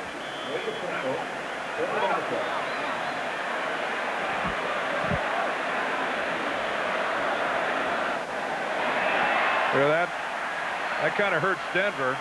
Obviously, with John Elway and 1 minute and 46 seconds left, this is a situation that John Elway has covered a lot of real estate in the past. On the return team. Reggie Rivers. 10 yards. First down. Well, here's our college football lineup headed by Michigan against Iowa. Did the Wolverines play on Saturday, Dan? Right up until the last play. That was something, wasn't it? Right up to the last play. I thought about you, Dan. Yes. Got a little chuckle. I can always count on you guys for moral support. First down, Denver at the 12. And this is Glenn Milburn taking it out to the 16-yard line. So the Broncos begin as if they'll be content to go in down by 3. Now they're playing with a short deck, as we have already described. Eric Russell, one of the starting wide receivers, out with a knee, didn't even dress tonight, didn't make the trip. Pritchard in a hospital with a lacerated kidney in Denver. And they better get some yardage here, though, or Buffalo will probably take a timeout. They will. 2nd and 6 up at the 16-yard line. This is Milburn. And he's out of bounds up at the 27. Now when you do that, now you can go into your real 2-minute offense. And of course, with somebody like Elway, the 2-minute offense can be accomplished in 30 seconds. No, this has changed everything now for Jim Fossil and Denver. Now they're going to try to score some points. And of course, they've got a field goal kicker, and Jason Elam, who hasn't missed a field goal either. Until they get to this game tonight, he hasn't missed. He and Christie came into the game perfect. Nice little adjustment on my part. Yeah, I like that. In progress. He just barely missed it one time. From the 27, Bennett can't get to Elway. And then John throws cross grain, and his contact was Sharp running into Henry Jones. Incomplete, no flag. Sharp looking for the flag. He's not going to get the call, however. Good effort by Elway, throwing back across the body. And again, being pressured early out of the pocket. I think that was real lucky by Henry Jones. I don't think he knew the ball was in the air. It ended up being timed out perfectly. But there was some good fortune involved there for this former All-America from Illinois. 2nd and 10 from the 28. Low throw and incomplete. Miller couldn't hold on up at the 32 with 54 ticks remaining. It'll be 3rd down and 10. When you're getting the big bucks, those are the kind of balls that shouldn't be dropped. You get the big bucks, you attract a lot of coverage, as Miller has been attracting the entire first half with the missing Pritchard and Russell. He is drawing a crowd. This time he is open, just on a little short hook, but Buffalo is protecting from anything deep. On 3rd and 10. A lot of time, and Elway converts, and the catch is made by Anthony Miller, and that's a first down up at the 45. He stayed in bounds, and so the Broncos will take a timeout. 19-yard pickup. 42 seconds left in the half. And that's actually Cedric Tillman making the catch. Tillman, number 87, his first catch of the game. Tillman again, of course, in the lineup because of Russell and Pritchard. The injuries we've already described. Well, 11th round draft pick a couple of years ago and getting an opportunity to play. Still 2 timeouts remaining for the Denver Broncos. 42 seconds. Plenty of time for them to get something done. It's still number 7 at quarterback. Good look at Jason Elam, and this guy still has some magic left in him. And we were looking at those numbers Steve Hurt put together on his game-saving drives at the end of the game. We didn't document the scoring drives at the end of a half. There have been a lot of them. You're right about that, Frank. First down, Denver at the 46-yard line, holding hands up front. Elway throws, catch is not made, incomplete at the 50, marker down, flag down at the line of scrimmage. That's Dennis Miller, incomplete, flag on the play. Anthony Miller, the intended receiver. Well, the officials are ruling he didn't control it. Procedure against Denver. And for Anthony Miller, it's just as well that he didn't control it, because that would have been a fumble and a Buffalo touchdown. McElwee will discuss the options here. Do you want a 2nd and 10 or 1st and 15? You know, it's a wild thing. Here we are at the end of the 4th week of the season as McElwee discusses whether Talley wants a 2nd and 10 or 1st and 15. Last year, illegal formation, number 65 at this point in the was season, not on the line of scrimmage. 5 yards, first down. Zimmerman, the penalized Bronco. Last year, 18 field goals were kicked in 30 attempts from 50 yards and beyond through the first 4 weeks. This year, not one out of 16 attempts. If you look on the right, we expected the drop-off from 30 to 16 because of the new rule of where they spot the ball, but that none have been made. Crazy. Look at Elway, flag down. Elway gets sacked. Bruce Smith, ball loose. And that's a live football. Bennett has it. And that's within field goal range also. And it looks like Zimmerman's going to maybe get a holding call here. There are 2 flags now. Number 65, offense. That penalty is declined. First down. And there's another flag down here. We talked about Bruce Smith, and who doesn't talk about this guy? He comes around the corner, comes in the backside. He's going to go upfield on Zimmerman. He gets around the corner. Zimmerman there is called for the hold, but look at Bruce Smith, even on a wet field, able to come in at that kind of an angle with that much body lean and not lose his balance and go to the ground. Guys, I'm telling you, that's extraordinary work by Bruce Smith. Meanwhile, we never got a call on that 2nd flag. I have to assume it's against the Broncos. We'll get it in a minute here. Yeah, right. Last time that happened, it negated a touchdown. 26 seconds remaining. Draw. Thomas. Inside the 20 goes Thurman. Inside the 10. Touchdown, Thurman Thomas. Every Denver Bronco thought he was going to step out of bounds.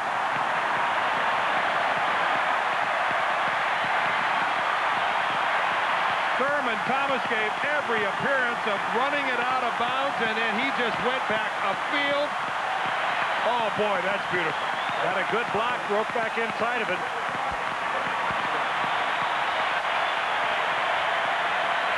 Bruce Smith, that touchdown's for you, baby. Oh, and he knows it, too. Just a simple draw play. 25 seconds left in the half. He turns it into a touchdown run. Good block right there.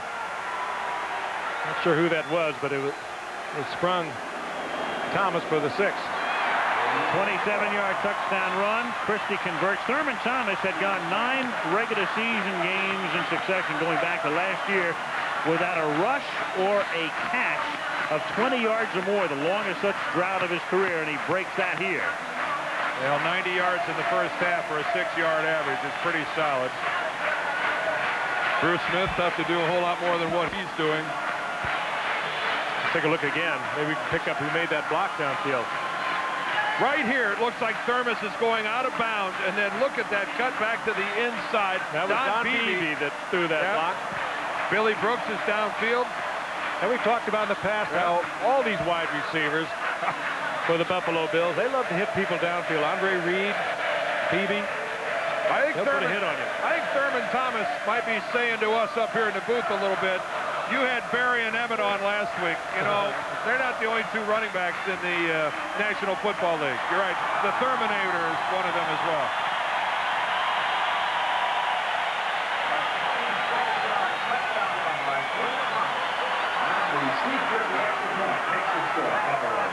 "18 seconds remaining, so the end of the half has turned out to be a Bronco disaster. 17-7. Buffalo now up by 10.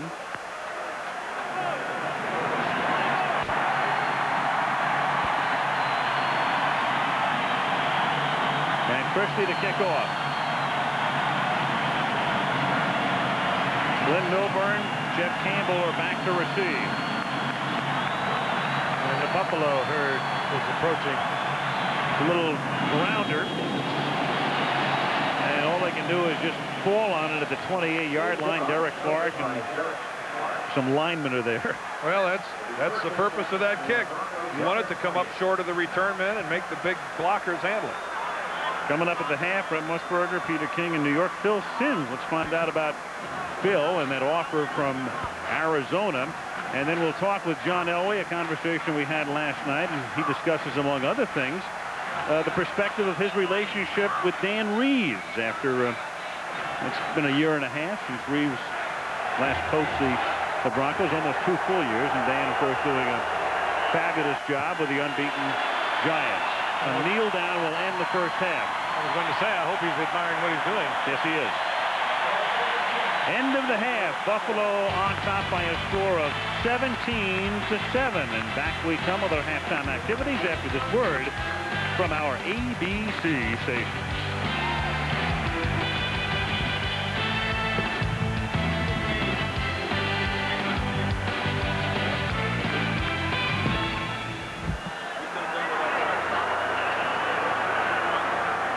You thought the Cold War was over, but has anybody told these guys? This is an agency that's literally beyond public control. They're spending billions on spy satellites and espionage, but who's watching them? Prime Time is. Plus, he knows his way around a hardware store. But what about romance? Home Improvements, Tim Allen. Prime Time Thursday. My name is Michael Collins. I was on welfare for 3 years. Michael impressed me as far as he seemed to be willing to put in an honest day's work for me. You got to do the work to get what you want. This is what it got me. It got me, you know, 30 hours a week, and you know, and I like what I'm doing. I think Governor Lowe's doing the right thing by putting this program together. An inspired artist must add layer upon layer to create a true Italian masterpiece, covering a canvas edge to edge with the finest materials. Like pepperoni. It's the Pepperoni Primo at Papa Gino's. Loaded edge to edge with pepperoni and 50% more mozzarella, white cheddar, and Pecorino Romano cheeses. Order one today for just $9.99 and get up to 5 more pizzas for $3.99 each. Pepperoni Primo at Papa Gino's. Italian masterpieces. News Center 5 reports live from the O.J. Simpson trial all this week. The Toyota Halftime Report, brought to you by Toyota and their full line of quality cars and trucks. Toyota, I love what you do for me. From our studios in New York, your host, Brent Musburger. Wasn't Dan Deerdorf right on the money? Thurman Thomas, like you and everybody else, watched last Monday night. He said, don't forget about me. I'm a pretty good running back. Joining us again, Peter King of Sports Illustrated. Peter, it was a scary Sunday for a couple of quarterbacks. Well, yesterday, Boomer Esiason last night against the Bears suffered a severely sprained left ankle. I was on the phone with Boomer tonight. Boomer says, we're watching TV. Boomer says, hey, I'm not out 5 weeks. They're saying he's out 5 weeks. I might play next week. So I think he's going to be back at the latest next week. Stan Humphries of the Chargers. Yeah, Stan Humphries with a badly sprained left knee. He's fine now, but led him back to victory. Bobby Beathard is watching this play. The general manager of the Chargers, he says, oh, no, he's out for the year. Luckily, he's not for them. Tough guy. Another quarterback who was a tough guy, very much in the news today. Phil Simms, earlier on ESPN, he revealed that he will not sign that one-year contract offer from the Phoenix Cardinals. Wasn't that an interesting offer? few weeks ago, wasn't it Buddy Ryan who said the Giants are better without Phil Simms? This kid, Dave Brown, is really pretty good. It's amazing what happens when you're winless. You come and you seek out Phil Simms. And a short time ago, we had a chance to ask him, Phil, how come you didn't sign with the Cardinals?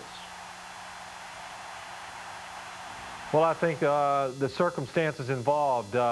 You know, I wanted to go into a situation where I had a chance to go ahead and be the quarterback and stay the quarterback. I didn't want to get into a situation where they could pull me out if things didn't go well right away, and it just didn't work out. I thank the Cardinals for giving me the opportunity, but the situation just wasn't right. Phil, a lot of folks were surprised when Buddy Ryan came after you. They thought that he had demeaned you a few weeks back. Were you surprised? And what's your feeling now about Buddy?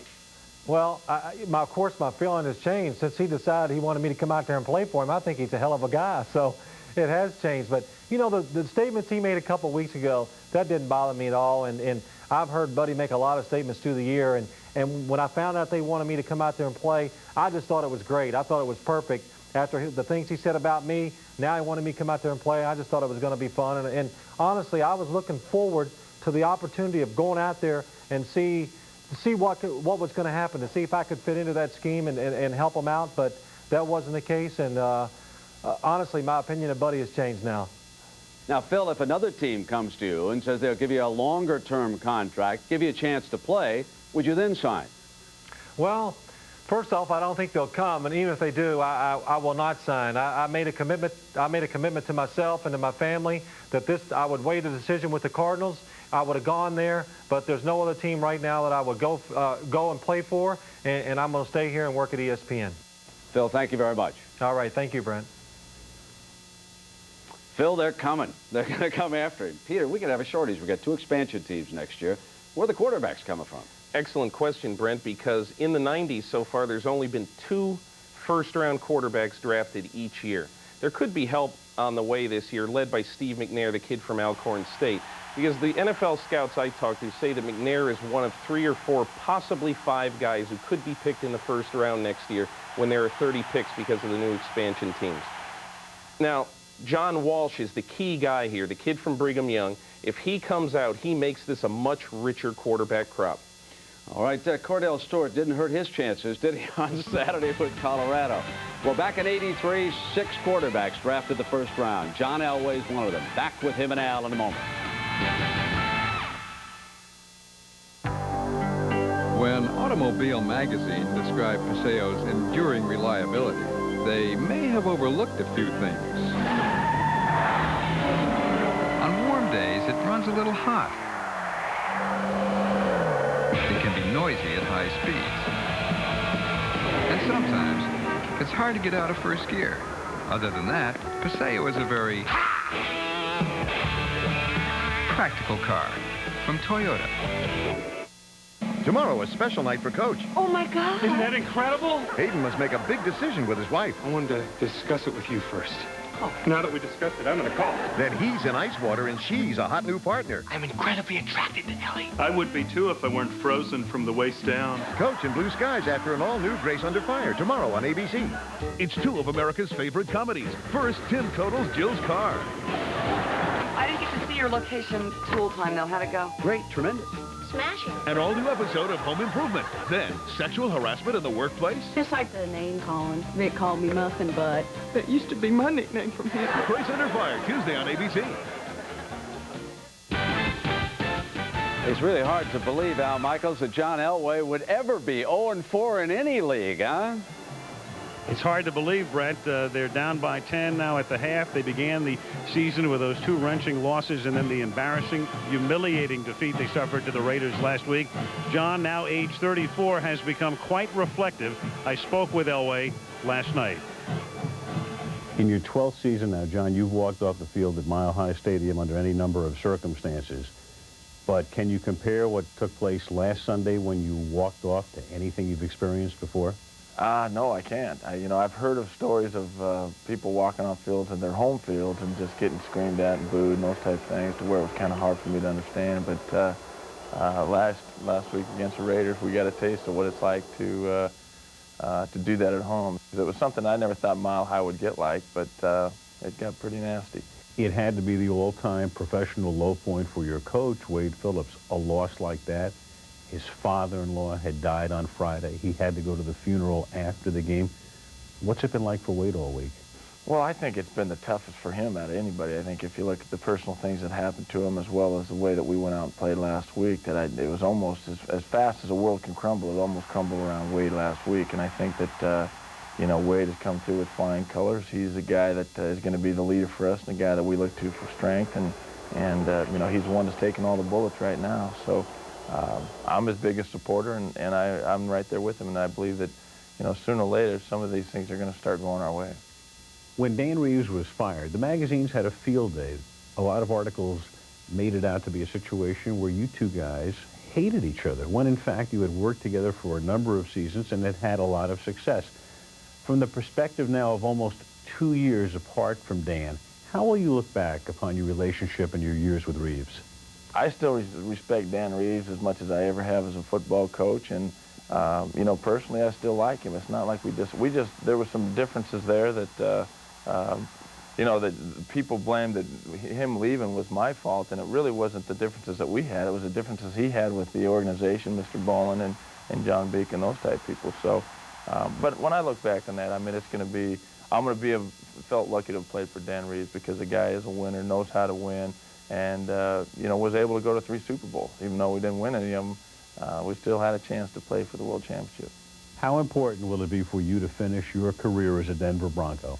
Oh, I'm not planning on going anywhere else, and I think that you know, it's very important for me to finish there. It's where I make my home, and I love it there, and you know, the fans have been great to me there. So I mean, I really don't have any plans of going anywhere else unless Mr. Ballin gets fed up with me and wants to send me somewhere else, and I'd have to look at it then. But it's awful important for me to be a Bronco for the whole part of my career.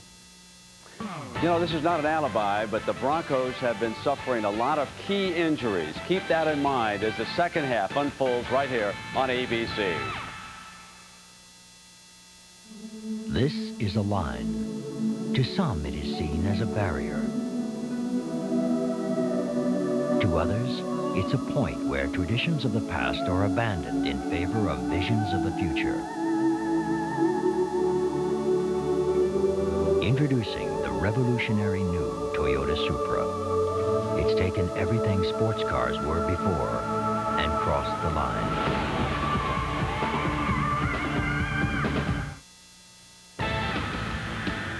The Toyota Halftime Report has been brought to you by Toyota and their full line of quality cars and trucks.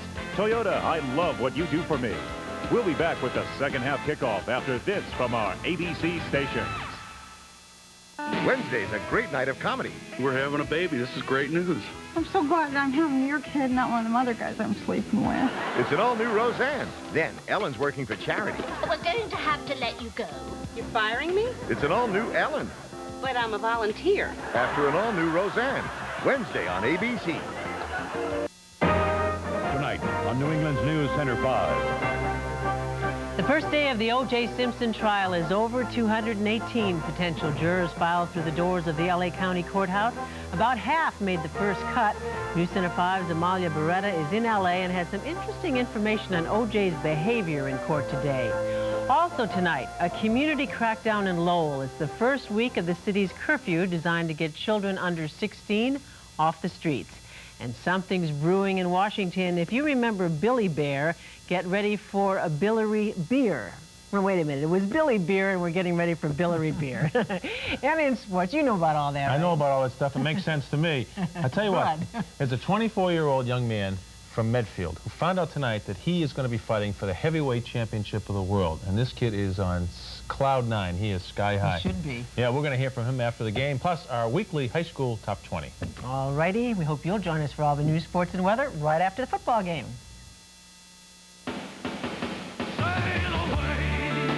From across the seas, Beck's delivers the grand tradition and taste of the German art of brewing. Beck's, the #1 imported German beer. It was forged from a commitment to strength, protection, and to your peace of mind. It is Titan from Kwikset. Titan door locks. Unbeatable strength, unbeatable security. My mom says a couple of ounces of antifreeze can kill our dog. Even 2 tablespoons can be bad for me. So we use an antifreeze that's safer for kids and pets. That's less harmful. My dad says any antifreeze can protect against freezing and rot. But is it less harmful for me and JoJo? That's what my dad cares about. What about yours? Sierra, it's not just antifreeze, it's safety freeze.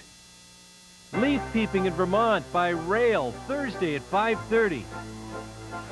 John Elway and the Denver Broncos facing a 10-point deficit. 0-3 coming in. And of course they are playing in a division where the leader is already 4-0, the San Diego Chargers. Well, they've lost some people tonight. Russell Freeman over to right tackle is gone. Ray Crockett is gone. We haven't heard yet about Dan Williams. Rod Bernstein is gone again.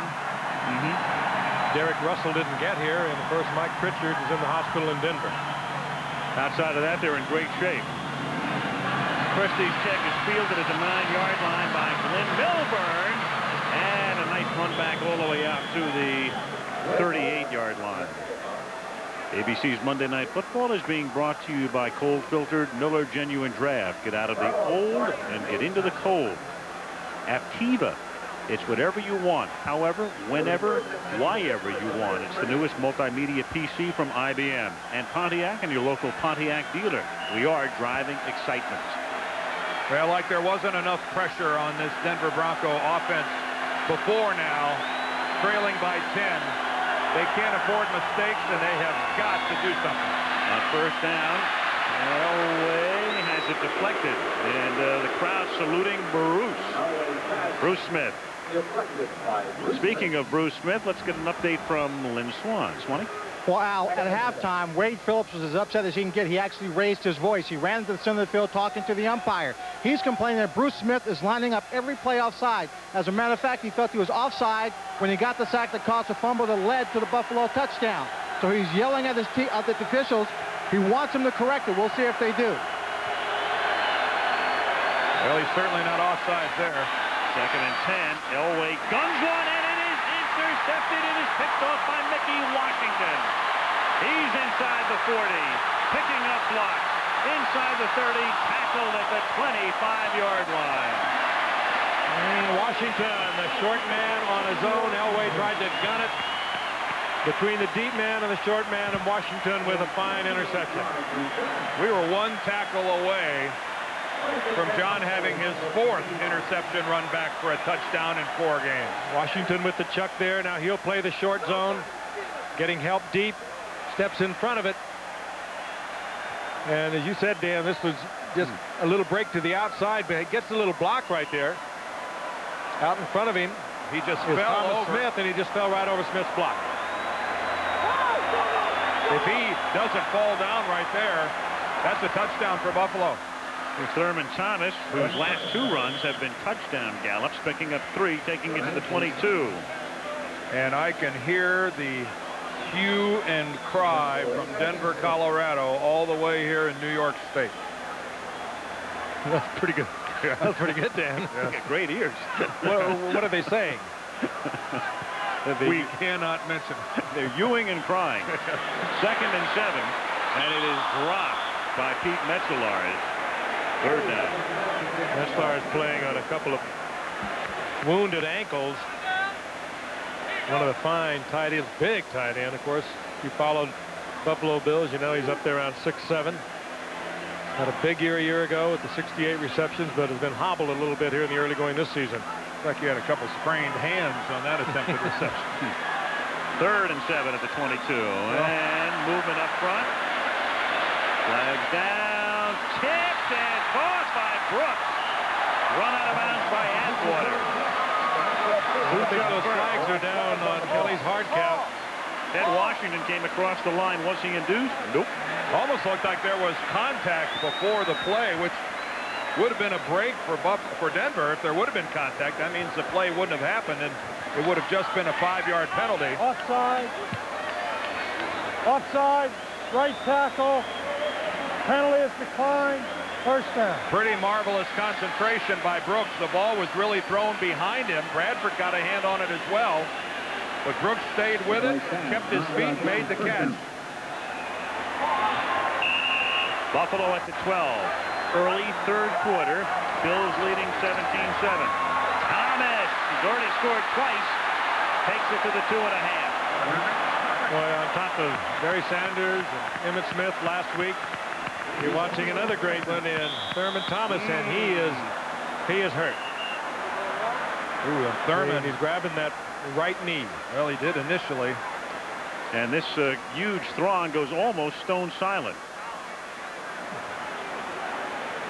Let's take a look at the end of the run. Thurman Thomas. Can't see what happened there. Injury timeout. It's twilight. Sunroof's open. We're cruising down the coast highway in my new Bonneville. Yeah, I'm in an evening dress. He looks great. Soft music on the CD. He leans over and says, "This is nice. Dual airbags, traction control, over 200 horsepower. He even knew it was almost 15 grand less than a BMW or Lexus. So it was love at first sight. You could say that. Oh, you got it! Hey, Dad! On September 30th, Hey there! We've been waiting for you. the vacation is over.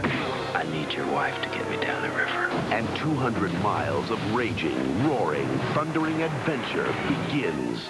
I cannot row this big water. I cannot do it. The River Wild, rated PG-13, starts Friday at theaters everywhere. After midnight, we're gonna let it all hang out. Cold filtered Miller Genuine Draft. After midnight, we're gonna turn up and shake. The cold one. For those who've discovered its smooth draft taste, the world is a very cool place. We're gonna call talking just So get out of the old and get into the cold. Collective sigh of relief here at Rich Stadium as Thurman Thomas is up on his feet. He had the entire medical staff out there and about 80,000 people on their feet. He's not the franchise, but he's a big part of it. We looked at it about 19 different ways during that commercial break and really couldn't find anything definitive to see at the precise point where he damaged his leg, and that is great news for the Buffalo Bills fans. Thurman Thomas. Kenneth Davis comes in to spell him, and then Davis lines up on a wing. It's 2nd and 1 from the 3, and they give it to Carwell Gardner for the touchdown. Well, that's his first touchdown of the year, and he doesn't get that many of them. Boy, if that's the short yardage defense, they better rework that. Well, nobody touched him. A huge offensive line for Buffalo, an undersized defensive front for the Broncos, and they are blown away here. Pete Metzelaars comes in on the trap block, and Carwell Gardner isn't touched until he's several yards into the end zone. Gardner's first touchdown since 1992, and the 7th in his 5-year career, and Christie's point after is good, just inside the left upright. And the Bills have extended their lead to 17. Coach Reeves sends in the play. Marino flips it to the halfback. Dream big enough. He follows Barry Sanders into the hole. Practice long enough. Blows past Richard Dent. Hope hard enough. Pulls over Junior Seau. And maybe one day you can play with the NFL's best. Or just bet those guys they can't eat one Lay's potato chip and make them play with you. Okay, ready to play? What are they doing here? They couldn't eat just one. Marino flips it. Lay's, bet you can't eat just one. We now return to John Elway with the answer to Lay's Bet You Can't Name the Game. Even my agent Maury knows that Dan Marino holds a record for most completions in the season. I'd bet my starting position on it. No way. Actually, Warren Moon set the record when he connected on 404 passes during the 1991 season. Warren Moon? Join us again next time for Bet You Can't Name the Game. Maury, I want to renegotiate my contract. Maury? Looking good. Facing with your car is a great idea. Yeah, especially when it's my new Grand Am. Well, you couldn't take my car. It doesn't have analog brakes or an airbag. Or 150 horsepower. Your car couldn't keep up with me. Man, this engine is really smooth. What? I said you're really starting to move. Hey, where are you? Rushes, blitzes, sacks, shotguns, rollouts, bombs. The NFL, no. NYPD Blue. The new season begins October 11th. Viewer discretion advised. Jerry Crafts, the huge Buffalo tackle. Listed at 6'6", 351. And Thurman Thomas up walking around, and you have to wonder with a 24-7 lead whether he'll be back in the game or not. Christie to kick off. Ball taken at the 5-yard line by Glenn Milburn. And he breaks it all the way out to the 44-yard line. And then the ball apparently comes loose. But the Broncos still have it. Harwell Gardner, who scored the touchdown, makes the tackle. Thurman Thomas, a triple-figure night on the ground for him. And he had some knee surgery when he was a sophomore, I believe it was, in Oklahoma State. And he came back the following year and ran for, what, 1,500 yards? That surgery was so severe, that's the reason he was picked in the second round and not in the first. People wondered if he'd be able to hold up. He doesn't wear a brace on it. Well, I don't think, maybe he does have a brace on it now. But those guys are out for the game. Bernstein, Freeman, Crockett, and Williams. And again, they came here without Russell and Pritchard, two outstanding receivers. Elway throws. It's a low throw. It's incomplete. Reggie Rivers, the intended receiver. 2nd and 10. That was the type of throw that John uncorked a few times last week. Really a relatively easy pass to complete. And when you throw the ball low into the ground like that, that's just a case of overthrowing it. Really not much of a chance there for Rivers to do much with it. 2nd and 10 at the 43. 12:59 left in the third quarter. 24-7 Buffalo.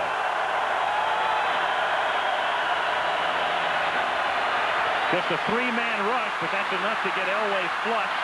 And then he flips it to Russell. And Russell is out of bounds at the 46-yard line. Should be enough for a first down. Lodish is shaken up on the play. Yeah, Mike Lodish is the Buffalo Bill that hit John Elway just as he was throwing the ball. They can ill afford to lose a Lodish. Jeff Wright, their regular nose tackle, they thought would be back for the beginning of the season after shoulder surgery. He has still not come back. There he comes off the block. He's on Elway from behind. Boy, it's hard to see what happened there. But he's definitely in pain. And you're right, these guys are awful thin at nose tackle. So thin, in fact, Ed Fillion, a rookie from Ferris State, number 71, is the guy on the nose right now. A free agent rookie. Elway swings this one out, and that's off the fingertips of Leonard Russell. 2nd and 10. Well, even that one would have been very difficult to catch. John had a lot on that out in front of him. Just not used to seeing this by John Elway. That ball just a half a foot or so out in front of Leonard Russell, and it was fast. He would have had to leave his feet to make the catch. On 2nd and 10, a little flip to Russell, and he takes it to the 39-yard line. He's tackled there by Darryl Talley. Kind of a modified shovel pass. Yes. Made famous by a one-time number 1 What was the name of that guy? What was it? From the Palouse? Former, Lee Grosscup, teammate of Frank Giffords in the number 1 draft pick. Yep. The Cupper. King of P.J. Clark's? Yes, one-time king. 3rd down and 3 at the 39. Elway throws, and the catch is made by Sharp. and he takes it to the 14, and this is exactly what the Broncos needed.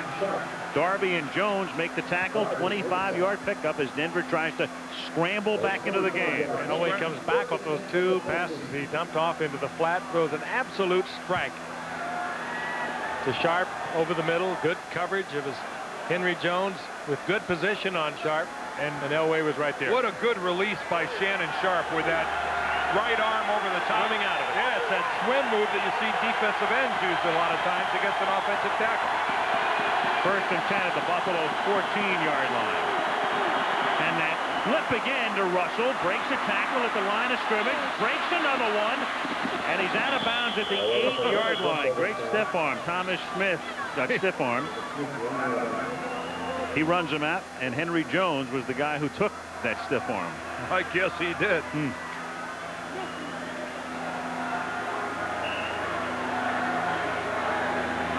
Take a look at it again. Just a little flip underneath. It worked a moment ago. Let's come back with it. Actually, pretty good pursuit on the part of the Bills. Good stiff arm there. Here comes Jones. Good tackle by number 28, Thomas Smith. 2nd and 4 from the 8. And taking it down to the 5-yard line is Leonard Russell. That's going to set up a 3rd down and 1. If Denver can just get into the end zone here and make it a 10-point ball game, they are in a position to at least remain in the game. Thurman Thomas, we don't know how effective he'll be if he even comes back into the ball game for Buffalo.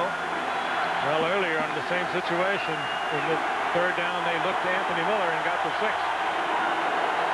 3rd and 1 from the 5.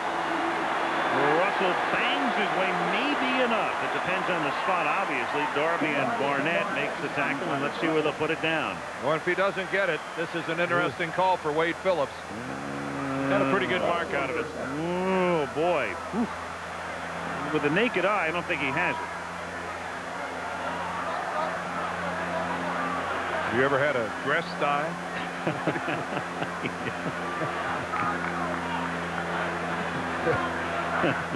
That's one of those expressions that I've never quite understood. Well, it's short by any examination. Wade Phillips is 2 touchdowns and a field goal behind.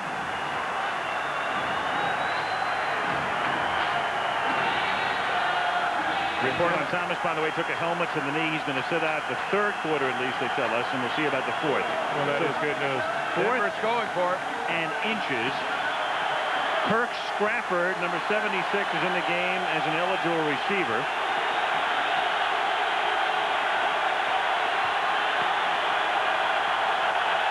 Rivers in motion, all kinds of action on the right side. The ball is loose, flags all over the joint. Well, it was a long count, a hard count by Elway trying to draw the Bills offside, and Rivers might have been in motion on it. Oh, they're going to call it against Buffalo. Well, you know what? This is a new rule this year. Neutral zone infraction, left defensive end. This is half the distance.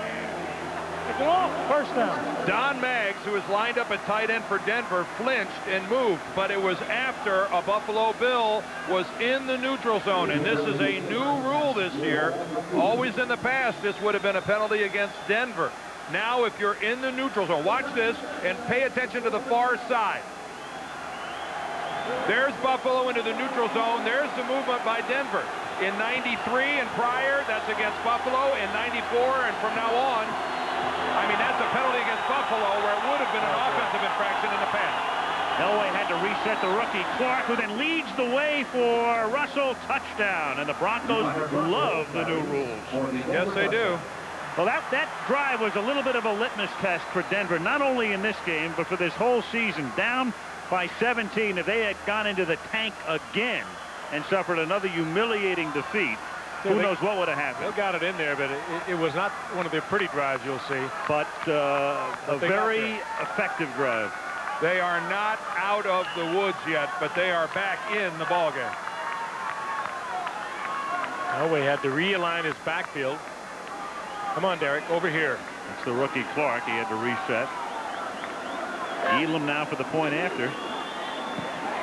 And what John Elway just did there, resetting that guy on the road down in the end of the stadium where the noise is very intense. Not easily done. Not easily done. You can't hear yourself think down at that end of the field. Excellent composure on the part of the Denver Broncos. They're back within 10 and back in the ballgame.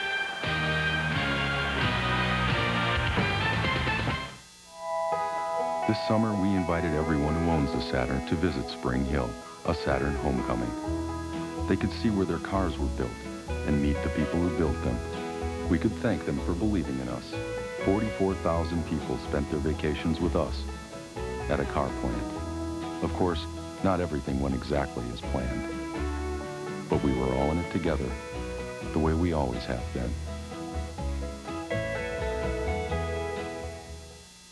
In a world of violence, What's up, criminal? in a battle of brothers, Didn't you learn nothing in prison? That's what I learned. Jason knows there's a price With me, you could be making 3 G's in one night. for every dream. You think you man enough to rob a bank? Alan Payne, Jada Pinkett, Bokeem Woodbine, Tretch, and Eddie Griffin. Jason's Lyric, rated R. Starts Wednesday at select theaters. At the end of the day, more top mechanics in America choose One Motor Oil over any other brand to help keep their own cars running longer. Valvoline Motor Oil. People who know use Valvoline. My dandruff itches. I'll try anything. Denorex feels tingly, not the Head and Shoulders. Both have effective dandruff medicine, but Denorex has something extra that tingles, feels fresh. That's why I started using Denorex. No flakes, no itch. Denorex, the serious dandruff shampoo. The Michigan Wolverines invade Iowa. Colorado tackles Texas. Or regional action from the Pac-10, Big East, and ACC. Saturday on ABC's College Football. Well, the Broncos are back in the game, down by 10, and it's raining again, and fairly hard. And Thurman Thomas, with that knee wrapped, all of a sudden Denver scrambles back into it. Thomas appears to be done for the evening. That's not the look of a guy who might be back for the fourth quarter. Thomas tonight 103 yards. Kick is taken by Bucky Brooks at the 3. And flag is down. He returns it to the 25-yard line. Well, even though Denver got back within 10, we're still, if you're a Denver Bronco fan, Offside on the kickoff. faced with the problem that you really haven't been effective in stopping the Buffalo offense tonight. Now, we'll see what the absence of Thurman Thomas has to do here, but Denver has Offside, not been really tough in stopping them. On the kicking team, re-kick on the 5-yard penalty. Tony Kimbrough was offside, so they'll make him kick it again from the 25-yard line. Leonard Russell caps a 57-yard drive, and it was a nice run back by Glenn Milburn that put him into good position. And then Elway makes it pay off. The big play of that drive was a nice throw by John Elway across the middle to Shannon Sharp. And it is coming down again at a pretty good pace. Both these teams have given up a lot of yards in their first 3 games. Buffalo has given up an average of over 350 yards total offense, while Denver was up over 385 yards. The difference was that Denver had given up 110 points, and Buffalo had only given up 65. Last 3 possessions, Buffalo's had the ball, well, over a 3-minute and 36-second span. 3 touchdowns. Now from the 25-yard line, Elam's kick is taken at the 9-yard line by Don Beebe. And Beebe taken down at the 24. That backfired. Buffalo was up at the 28 before, weren't they? Yeah, they figured they would gain some advantage by accepting the penalty. They did not. Well, strong kick by Elam to get it all the way down to the 9-yard line from back at his own 25. Yeah, and he had a little height on it also. Got good coverage underneath it. He kicked it about as far as that Colorado quarterback threw it. Oh, did Michigan play this weekend? Yes, sir. I told you right up to the end. From the 25-yard line, Kenneth Davis picks up about 4. So the understudy for Thurman Thomas is written down by Steve Atwater. Might be the best understudy around, too, Ken Davis. He's been around for a lot of years behind Thurman Thomas, and every time he's been called on to perform, he has performed in great fashion. Has tremendous speed, has a couple of long touchdown runs. 2nd and 6, and Kelly throws too high, intended for Reed. He's covered by Randy Hilliard. Jim angry with himself. 3rd down. We talked earlier about the last 3 years. Thurman Thomas's longest run was 44 yards. Ken Davis, over his period of time backing up Thurman Thomas, has touchdown runs of 1 of 78 and 1 of 64. He can motor. One of the great strengths of the Bills has been their depth, not only at that position, but at several others. And here's Davis. And he gets taken down at the 30, and Ben Smith comes up to stop him. So the Denver defense on a series in which it was real important to step up and stop the Bills have done just that. And an excellent example there of how this hurry-up offense of Buffalo's works against you if you don't get the first down. Right away, their defense is going to be back out on the field with barely any time burned off the clock whatsoever. Chris Moore to kick, Lynn Milburn back to receive it. And you know, on a slippery field like this, the advantage goes to the return man. The kick, a short one, 33 yards, and fair caught by Milburn at the 37-yard line. We have 7:58 remaining in the 3rd quarter. It's 24-14, Buffalo.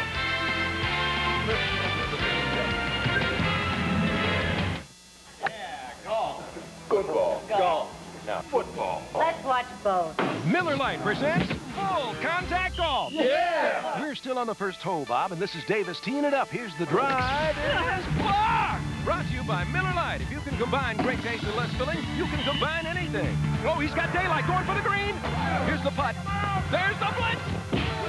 Yeah! Oh, good beer. Great taste, less filling. Can your beer do this? Fact is, the world isn't built for short people. I consider myself an expert on this. It's a perspective that's helped all of us at Saturn in considering how safety features designed for the average man of 5'8" were affecting those of us who aren't. It led us to test dummies of various sizes and to design our airbag system for humans of various sizes. Anyway, from down here, it seems like everyone needs looking out for. Mrs. Humpty. What is it, Earl? Well, it's about Humpty. Yeah? Ned and I have been thinking this through for a while, and it don't add up. Humpty was a pro. He'd never just lose his balance. We think Humpty was... pushed.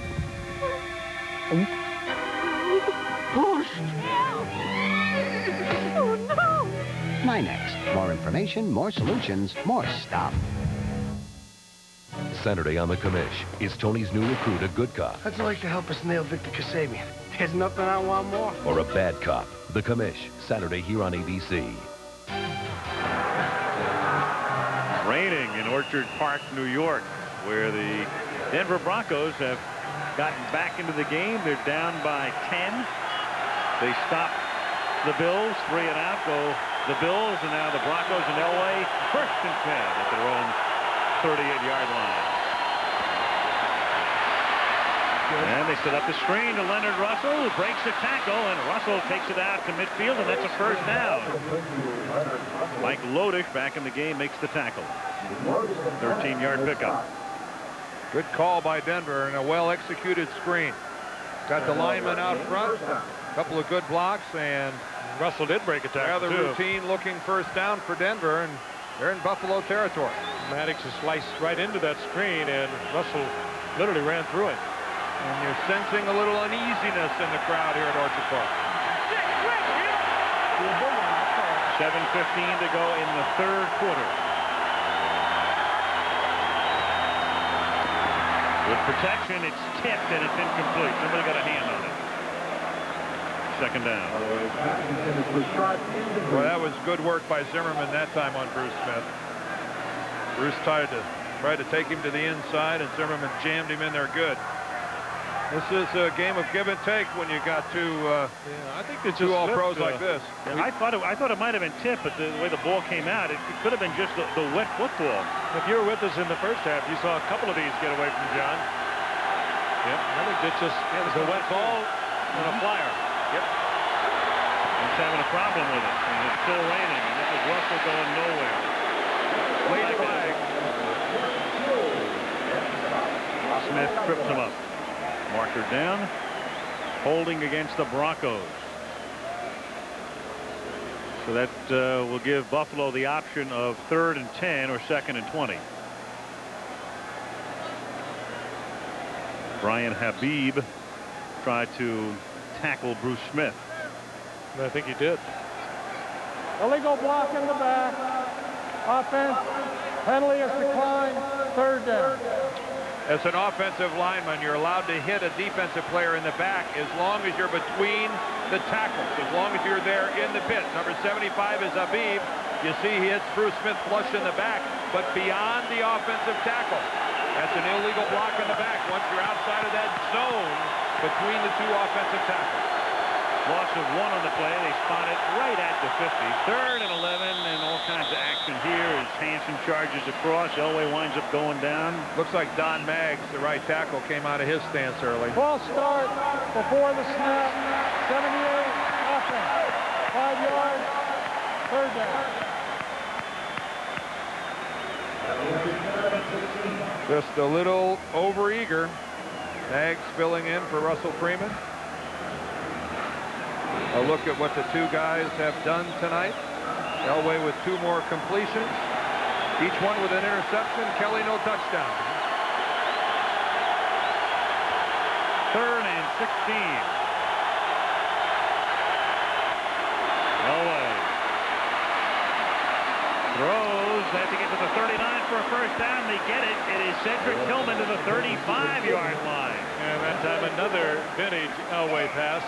And a lot of time, Frank. Well, he could have run the ball, but he would not have picked up the necessary yardage in all probability, so he fired one in between 2 defenders. He thinks about it right here just for a moment, but he knows he has a lot of yardage, and he sees the open receiver and gets it into Tillman. Buffalo came with only 3 guys, got no pass rush whatsoever, and got caught with it. 20-yard gain on a 3rd and 16. Elway slides to a stop at the 35-yard line. Cornelius Bennett gives him a leg up. Wise move on the part of John Elway. Cornelius Bennett, one of the better athletes to play that position. So fast, so quick. Elway spots that 97, and down he goes. Loss of 1, 2nd and 11. At the 36-yard line. 5:15 left in the 3rd. 24-14 Bills. Rivers in motion. Big rush. Elway steps up. On the move is John. He takes it down to the 27-yard line. Darryl Talley makes the tackle, and we'll have a 3rd and 3 upcoming. Well, John kind of fooled him a little bit. I think Talley expected him to go into the hook slide, and John decided that we need all the yards I can get. He's got 2 Buffalo Bills coming right at him. One of them, I think, is Mickey Washington once he gets out of the pocket. Take a look at this. John will make a move to the outside right here. I think they're expecting the hook slide, and Washington and Talley are both kind of flat-footed as John dives forward for about another 3 yards. 3rd and a long 2 at the 27. Making his presence known as Mike Loaded. Well, I'm not sure that's the type of presence you want to be known. Defense. 5 yards. That's a 1st down for Denver. The easy way. Well, that was a long 2. That major mistake by Lodish, and it didn't even look like Elway had started the count. He just pulled the trigger.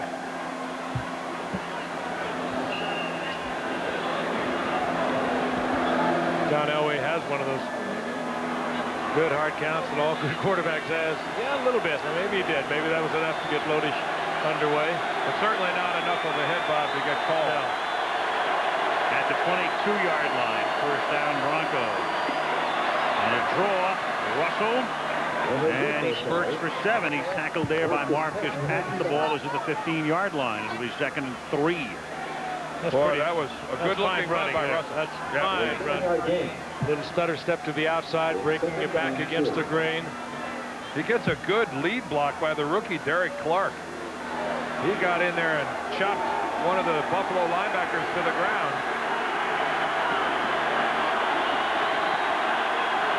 At the 15, 2nd and 3.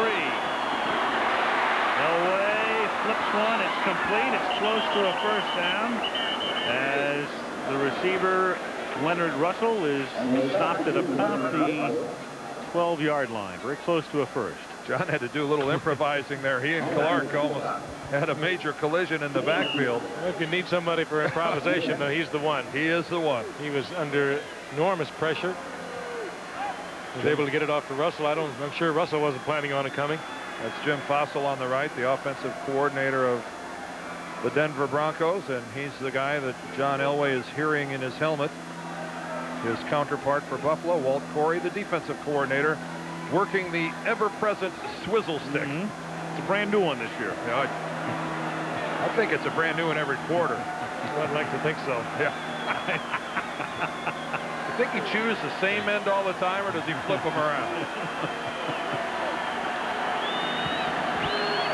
Walt Corey used to be a linebacker with the Kansas City Chiefs, was a good player in this league. It'll be 3rd and inches. Key play coming up at the 12-yard line. It'll be the 9th play of this drive that has consumed almost 5 minutes. Bills led 17-7 at the half. They lead here 24-14. Denver very good tonight converting on 3rd downs, and several of them have been long 3rd downs.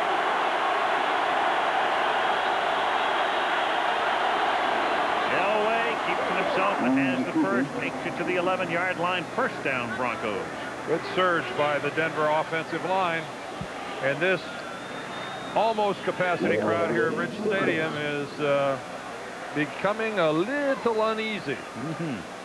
Goodyear blimp stars and stripes floating high above Rich Stadium in the Buffalo suburb of Orchard Park. It's about a 35-minute drive from downtown Buffalo. Should Buffalo get in trouble, and it looks like they're certainly on the precipice of that, they have not performed well offensively in the 4th quarters of the first 3 games. On first down, great protection. Elway guns into the back of the end zone and gets away with murder. Matt Darby with an easy interception and drops it. Almost knocked Darby down. Look at it. That ball almost impaled itself in Darby's chest. Man alive, that ball hits him right there. John had all sorts of time. Look at it. How do you just, that has such a look of Darby being the intended receiver. Well, you don't get second chances very often in this league. Here's one for Denver. He was seeking Anthony Miller, the 2nd and 10 at the 11-yard line. 4-man Bills rush, great protection again, knocked down. Scholes covering on the play intended for Shannon Sharp. Oh, and Kurt Scholes made a fine play on Sharp. He had the coverage all the way. Elway tried to sneak it in. He couldn't do it.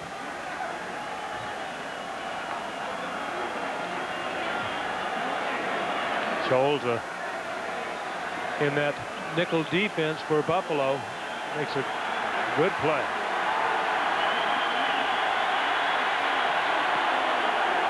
Third and 10 at the 11-yard line.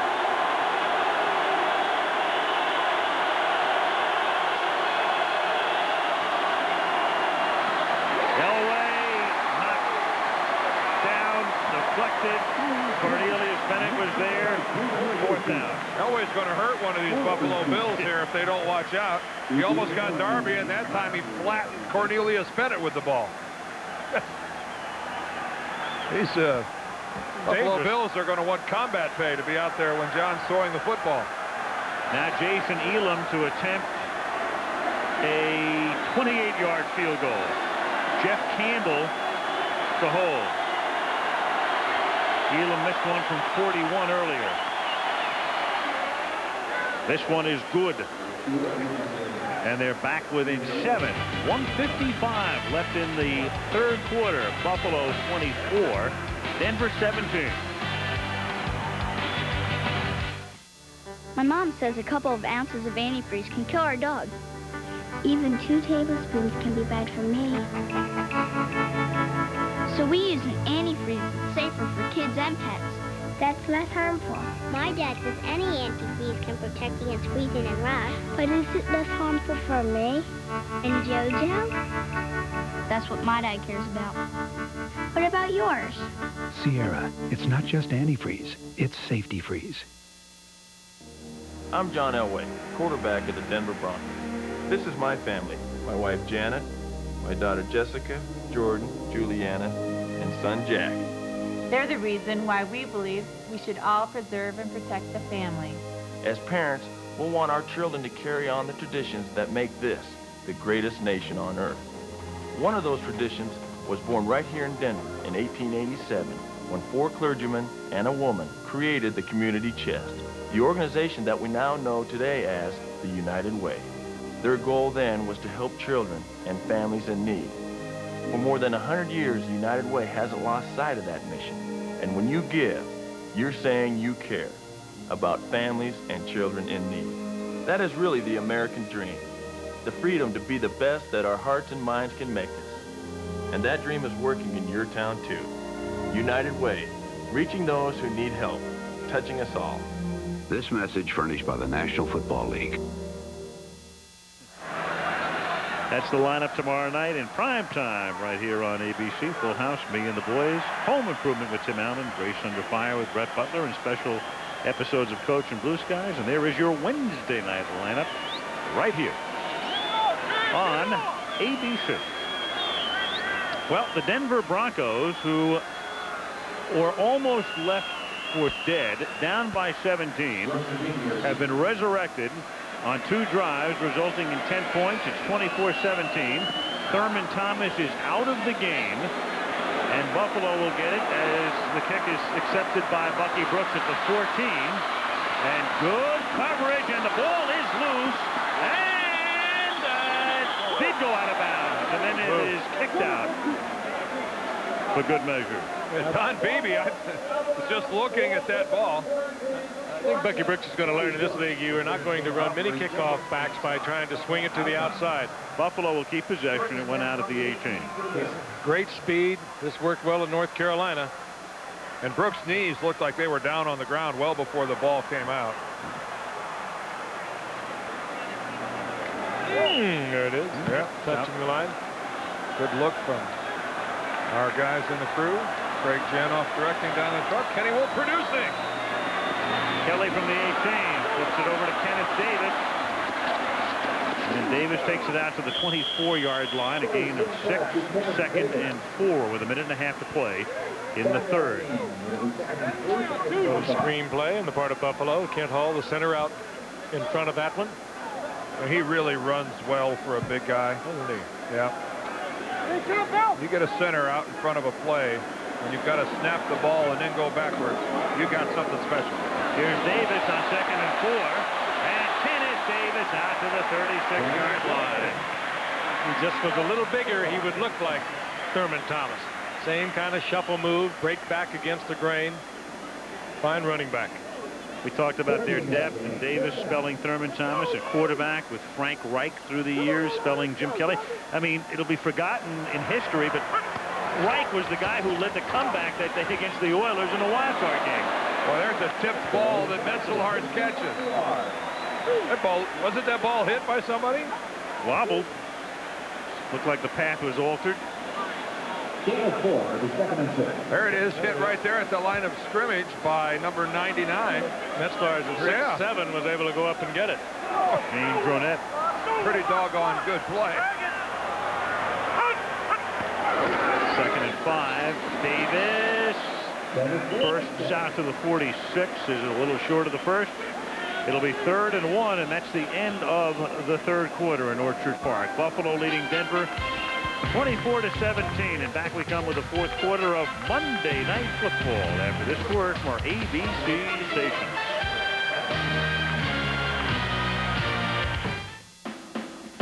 Thursday on McKenna. By yourself, right? Cassidy goes overboard for a guest. Cassidy! And Rick doesn't like it. How far are you planning on going with us anyway? As far as I want to. On McKenna, Thursday here on ABC. You know her as the sexy, controversial Hollywood star. 2020 uncovers a side of Sharon Stone you've never seen before. 2020, Friday.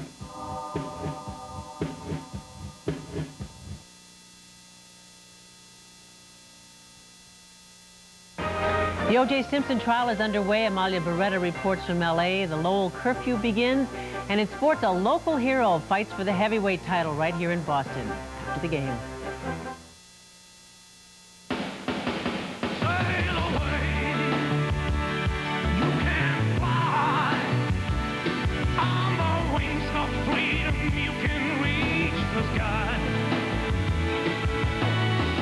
From across the seas, Beck's delivers the grand tradition and taste of the German art of brewing. Beck's, the #1 imported German beer. It's the Monday Night Madness game, brought to you by Bob's Stores, starter and NFL Pro Line. How do you play? Just pick up a game card at any Bob's Stores location. Gotta be easier than picking up a football. It is. Win prizes like Monday Night Madness t-shirts. Yes. And NFL starter jackets. All right. Or the grand prize, a trip to Super Bowl 29 in Miami. See you there. But hurry, get your game card while they last at Bob's Store. Come on, guys. News Center 5 reports live from the O.J. Simpson trial all this week. The final time, Marino 34 such drives. Elway and Montana 26. Can Elway make it 27 tonight? We'll find out as the Buffalo Bills convert on the 3rd and 1 to start the 4th quarter. Kenneth Davis takes it out to the 49. And how about this with Thurman Thomas already gone? Bruce Smith goes walking off. He certainly did not get any indication that anything was wrong with Bruce. From the 50-yard line, Kenneth Davis takes it to the 41, written down by Randy Hilliard after a pickup of 9. 9-yard gain. Al Michaels, Frank Gifford, Dan Deardorff, Rich Stadium in Orchard Park, 24-17 Buffalo. Crowd has quieted down. Davis, he is stopped at the 40, very close to a first. What are the throwback years they're representing tonight? Get that out. 65, I think, for Denver. 64. 64 for the Broncos.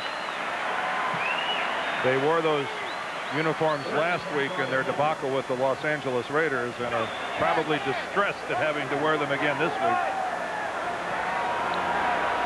Buffalo with a first down. And Kenneth Davis, now the workhorse, picks up 5. He's tackled at the 35-yard line by Elijah Alexander. Dan and I were both given throwback jerseys of our own, mine from the Giants and Dan from the Cardinals, and somebody promptly lifted mine out of the booth last week. Mine made a trip to Connecticut, and I live in St. Louis. One of the crew, mine might have gone to Colorado. I got mine from Armani. Here is Davis picking up 2 to the 33-yard line. Bruce Smith, we're told, is suffering from an intestinal disorder and has to make a trip to the locker room, so he will return.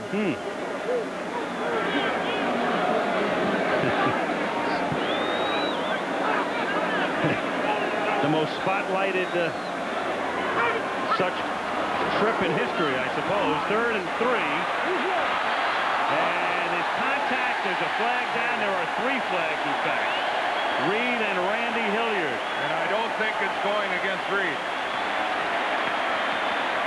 Randy Hilliard, early in the game, had one called against him right at that spot. Pass interference, number 21. Ooh, they're going to call it against Hilliard. First down.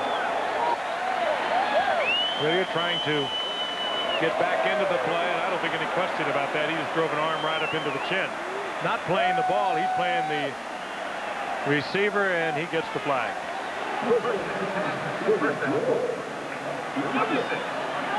And that moves it to the 5-yard line and makes it 1st and goal. Here comes the blitz by Denver. Yep, and Davis takes the ball and gets ankle tackled very nicely by Rondell Jones behind the line of scrimmage.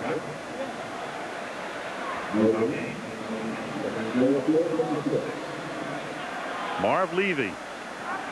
I asked him if he's thinking about retiring. He said, no way. I love coaching. I love my owner. He had a great line about it. He said, if you're thinking about it, Al, you have retired. That's right. On second and goal, it's incomplete. In fact, George Halas coached until he was 72 years old, and I asked Marv if he thought he could do it that long. He said, why not?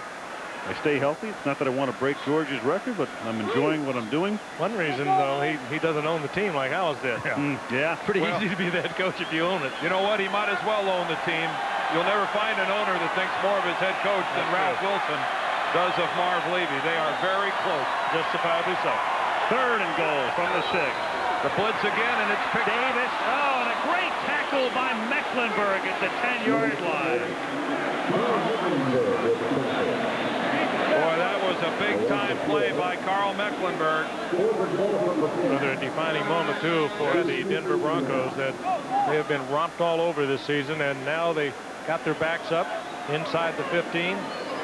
And at least they forced the field goal unit back on the field, and a fine open field tackle by Mecklenburg. And for a unit that has been missing a lot of tackles all season long, that was well done by Mecklenburg. 28-yarder for Steve Christie.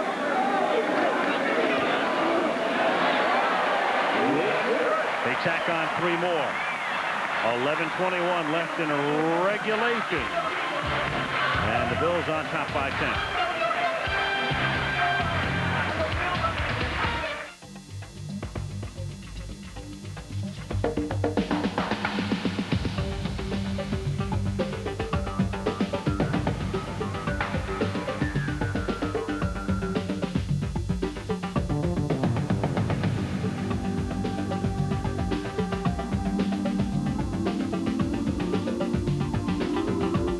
Brought to you by Proof Positive from MCI. When it comes to long distance for business, it's always the right call.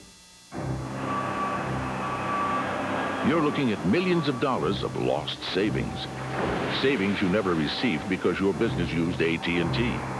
Which is why when it comes to savings, hundreds of thousands of businesses are demanding proof. MCI will analyze your AT&T bill and give you Proof Positive, written proof of how much your business can save by switching to MCI. So call MCI and see how much of this is yours. The work week. It's where we meet the world in full stride, with a week full of jobs and a truck full of opportunities. And there's one pickup that's perfect for a week like this. Ford F-Series. With the muscle of the most powerful diesel pickup engine ever, the convenience of a convertible console seat, and a full payload of our legendary toughness. More reasons why Ford F-Series is the best-selling truck 17 years running, and that's a lot of work weeks. Wednesday's a great night of comedy. We're having a baby. This is great news. I'm so glad I'm having your kid, not one of them other guys I'm sleeping with. An all-new Roseanne, Wednesday on ABC. Well, after what was euphemistically known as a brief intestinal disorder, Bruce Smith is back. Didn't miss a play. Long drive for the Broncos, and he didn't miss a play. Buffalo on top, 27-17. That's Glenn Milburn, number 22, trying to figure out where Christie's going to go with it. He's the guy they want to run the kickback, and Milburn has to go into the end zone. You can sit on it, Glenn. You can sit on it. Yeah, even though you touched it, I think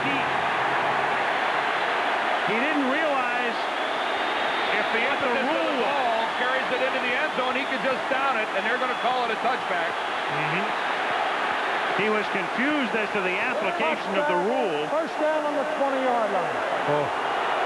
He never had possession, so he can simply down it in the end zone. As long as the impetus of the ball takes it into the end zone. And all he has to do is stay in the end zone. All Milburn has to do is just sit down.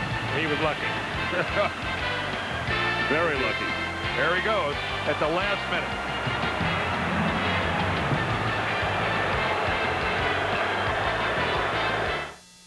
Introducing Ford Contour. Gold, a world car for the 21st century. Example, the advanced quadrillink rear suspension.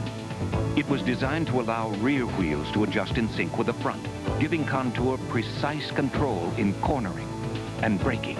Then it was put through 2 million miles of rigorous testing just to make sure. The totally new Ford Contour, a world car for the 21st.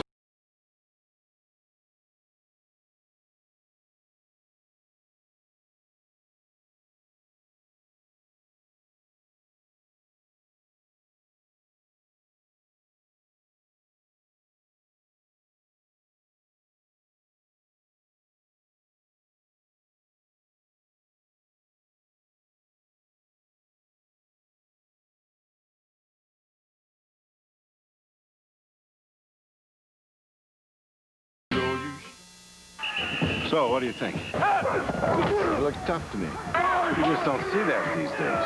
I'm impressed. I want those qualities on our team. I think we can get them. Let's go ask.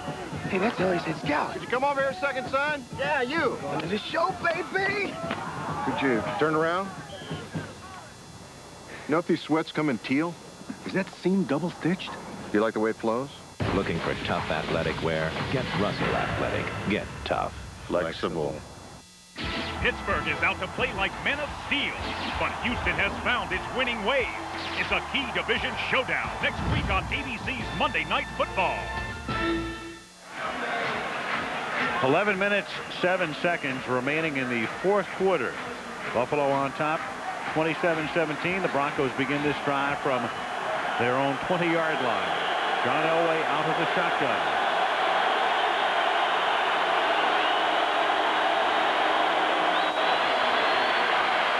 Sets up the screen.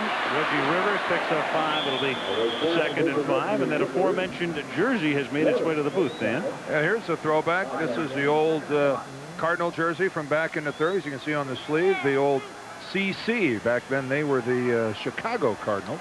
Played them many times there, Dan. You know, as an offensive lineman, I would have loved it with the numbers that small on the front there. I think he could have got away with a few more holding calls and had him blamed on the guy next to you there. You would have absolutely smelled him that one. 2nd down, 5 from the 25-yard line. Elway throws, and it's incomplete. Scholes is there to break it up, intended for Sharp, and a flag comes in.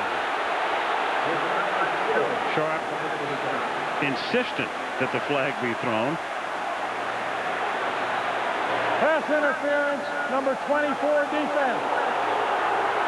And he's, no question about the arm getting in. Yeah, he's got the left arm hanging behind. So Frank and I were given these jerseys by the league, and we've been wearing them around. Al decided to get into the spirit a little bit, Frank. Earlier tonight, he came down on the field. And he's got a jersey? Yeah, well, he dressed up. Oh, get out. You guys. He dressed up. You notice a bow tie, and now a mustache. Looks a lot like Tommy Smothers a little bit with that mustache on there. That's terrible. Al, I'm glad you got into the spirit. Terrible. Elway airs it out, and it's a bump, but no flag as he tries to get the ball into Anthony Miller, covered by Thomas Smith. Good job by Smith. Al really was auditioning in case the NFL officials would have gone on strike. That's all been put to rest, and there's no threat of that happening, but Al thought that he might tune up. That ball just underthrown a little bit, but Thomas Smith playing the ball. Incidental contact, good call. Yeah, Thomas Smith gave a pretty good nudge there at the end of that play and got away with it. 2nd and 10, a little flip to Russell, who takes it out to the 40-yard line. I'd like to see Al again. How long would it take us to pull that back We up? see that again on filing suit against the tape truck immediately. Knock it off. The only official who went on strike. Come on, Al, turn it. Let's see this. Huh? People should only know how this is done. Al, I think it's one of your shining moments. These guys are terrible. Like the Lion King. The tape truck. I'm going to get you guys. You should have done the game in that outfit, Al. You look cute in a bow tie. Going to take you to Niagara Falls. 3rd down and 3 from the 40-yard line. Again? Yes. Well, Bruce Smith, there's contact before the play. This is dead. Bruce alleging that there was some sort of movement on the Denver line. See, everybody's got bow ties on tonight. Officiating crew, Bob McElwee, Al Michaels. Just one last thought about my jersey. If anyone has it out there, I would love to have it back. It did disappear in Dallas. I don't have my collectible. Number 78, defense. Well, 5 yards, first down. that's a risk you run when you come across a line like that and tap somebody. You force the issue. The officials saying nobody moved. Well, you see a slight little nudge there by the left guard, I think Corbin Lucina, but not enough for an official to notice. That is the 13th offside or offside-related call we've had in the game tonight. From the 44-yard line. First down for the Broncos. Elway. And Elway takes it out to the 50-yard line, and when you go head first, you are fair game. Feet first, you can't get hit, or at least you can't get hit legally. Head first, they can come after you. Cornelius Bennett in there. One of the great strippers of the ball in this game today. He is so quick. And he runs down so many plays from the backside, much like Lawrence Taylor in Lawrence Taylor's prime. Second down and call it 5 from the 49-yard line. Elway almost got to the line of scrimmage, and his Reggie Rivers off and running, and he gets taken down inside the 30-yard line. And there's no flag. He did not cross the line of scrimmage. He was real close. What a presence, though, on the part of John Elway. 25-yard gain. They'll spot it at the 25. The blitz was on. They were coming. Elway spots a little bit of a gap. Now spots the receiver. Henry Jones was right up there in his face. Flips it out. Reggie Rivers keeps the drive alive. Just barely behind the line of scrimmage was Elway. First and 10 to the 25. 8:14 left. Knocked away. I'm not even sure Bennett saw it, but he got in the way of it. Intended for Leonard Russell. Second down. Boy, that was a waste of good pass protection by the Denver Broncos. They really gave John a good look at things. The problem was that Leonard Russell was no more than a couple yards away from Cornelius Bennett, and that's just excellent football by Cornelius Bennett. That was not an accident. He saw Elway was going to throw, saw where he was going, fell away and got the hands up. Great players make plays like that, and they're not by happenstance. Bills leading by 10. Second and 10 at the 25. Elway. Loss of 1. Well, he made 2 Buffalo Bills miss him. The third one got him. And John Elway starting to provide a little spark here for Denver.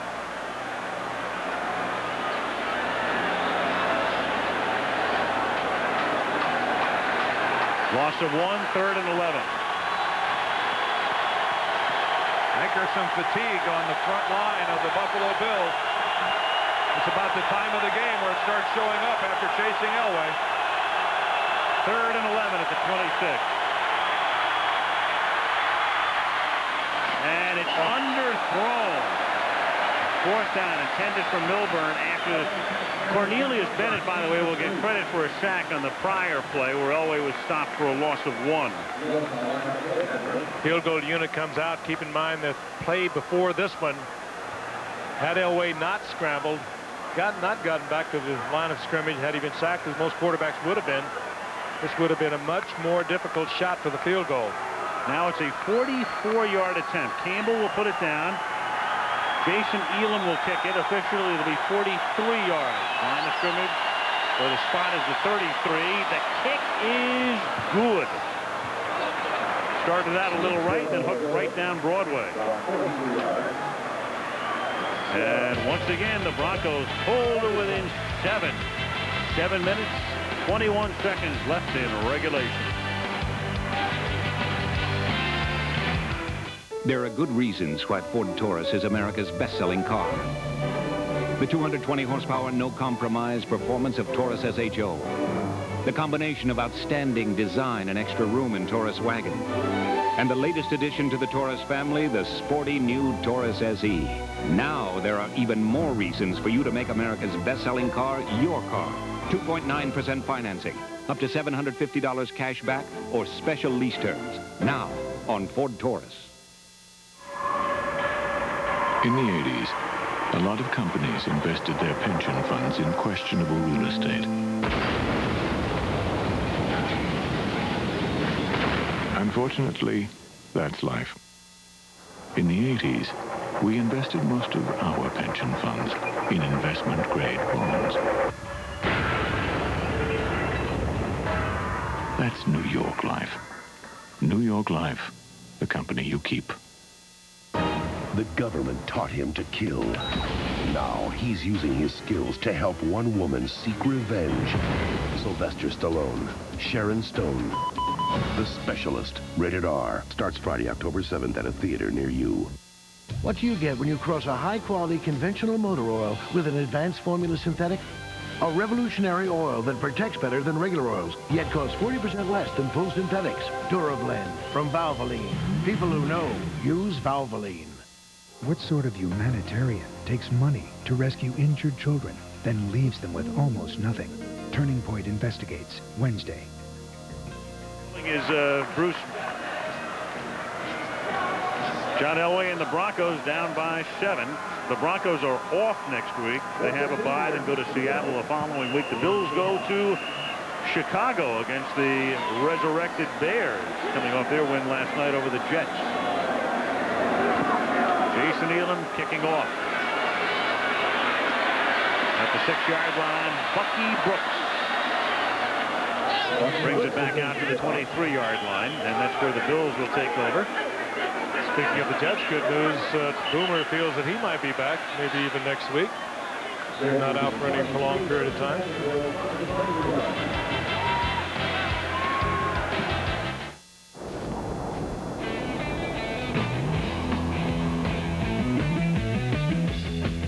It could only come from here. Canada, the home of ice. Molson Ice. Ice brewed by North America's oldest brewery to be colder and bolder. Yet smooth as ice. Molson Ice. From the land where ice was born. From Gillette comes a uniquely different form of protection for men. Gillette Clear Gel Antiperspirant. Unlike a stick that can stay in your underarm hair, this is a soft gel. It goes cleanly through the hair right down to the skin surface to fight odor and wetness where it begins. And that means powerful all-day protection. The revolutionary Gillette Clear Gel Antiperspirant. Monday. The day we get the world out of bed with a wake-up call of traffic horns, school bells, and factory whistles. And one truck is perfect for a busy day like today. Ford F-Series, with the most powerful diesel pickup engine ever, the convenience of a convertible console seat, and the safety of a standard airbag. More reasons why Ford F-Series is the best-selling truck 17 years running. And that's a lot of Mondays. Well, you look at those numbers, the difference in this game, really, the 14 points that Buffalo has scored following Denver turnovers. Classic defensive struggle there. But Buffalo with 143 yards rushing. That's a solid night's work on the ground as we look at the newest and the oldest Denver Bronco, Dennis Smith, signed just a couple of days ago, but at 35 years old, he replaced a happy John Elway as the oldest player on the team. Here's David after the 31, and you're looking at Smith in a position he's been in a lot tonight on the sidelines. Remember, he did not sign until the middle of the week. He started the game, played a good part of the first quarter, but has played very sparingly since then, and maybe not at all. I don't remember him in for one play in the second half. And I think his starting the game was really a ceremonial move by Wade Phillips in trying to inspire his football team, because Dennis Smith has been an enforcer his entire career, and I think Wade Phillips just trying to make a statement. Let's hit somebody tonight. 2nd and 1, and Kenneth Davis out to the 37-yard line, tackled by Rondell Jones, playing in Smith's spot. Well, Denver's always had success with Atwater and Smith against Buffalo because they play one or the other like a linebacker in their nickel defense, and it really doesn't weaken them against the run with these two hard-hitting safety men. But they have not had Smith much here, I don't think at all, either in the second half, Al. Meanwhile, the Buffalo Bills in situations like this, leading by 7, all of a sudden you go from the no huddle to a more conventional style to take as much time as you can off the clock. Under 6 minutes, they have a first down at the 36-yard line. Davis. And if you're just picking this up late, Thurman Thomas took a helmet to the knee earlier, and it's been Kenneth Davis in the second half. Thomas done for the night. It was not a sprain or a twist, which was the good news. Bad news, of course, he couldn't come back to the game, but he probably will not miss a whole lot of action with the bruised knee. Well, the Denver Broncos need to make something happen. They can go home from here saying that they tried hard, but that's not going to be enough if they fall to 0-4. Trying hard is just not enough in the NFL. This is a team that desperately needs a win, and to get a win, they're going to have to come up with a big play sometime between here and the end of this thing. 2nd and 7. Deep drop, set up the screen. Kenneth Davis looking for room to roam, takes it out to the 44. And now comes a very big play for the Denver defense. It'll be 3rd and 2 with under 5 minutes to go. Kelly using high percentage stuff to keep the clock moving, and another Denver Bronco is shaken up. That's Randy Hilliard, who's already in for Ray Crockett, and who started and has departed. Hilliard has been the focal point of a lot of Buffalo attention tonight.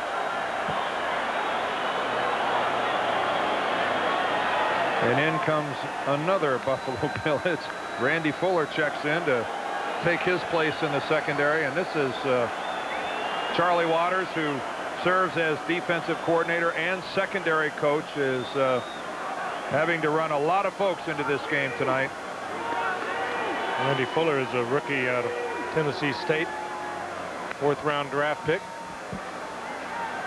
You're looking for someone to go to on work against on a 3rd down passing situation. Now the good news is it looks like Hilliard maybe just shook out a few dusty spots in the old head, and looks like he may come back into this game. But as Al said, a big down. Fuller lines up against Beebe, and the pass is incomplete, intended for the backpedaling Kenneth Davis. Oh, and there's a look of a guy who knows the importance of protecting a 7-point lead. First down drives stakes through the heart of your opponent, and they didn't get one. And the Broncos will get the ball back. Chris Moore to punt, Glenn Milburn to receive.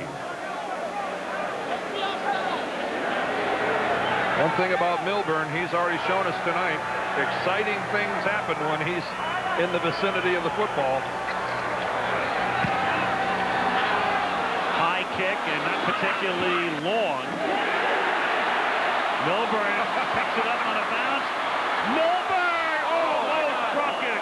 Moore got a finger on him, and that's all it took to knock him down near midfield. Oh, what a chance he took. Milburn.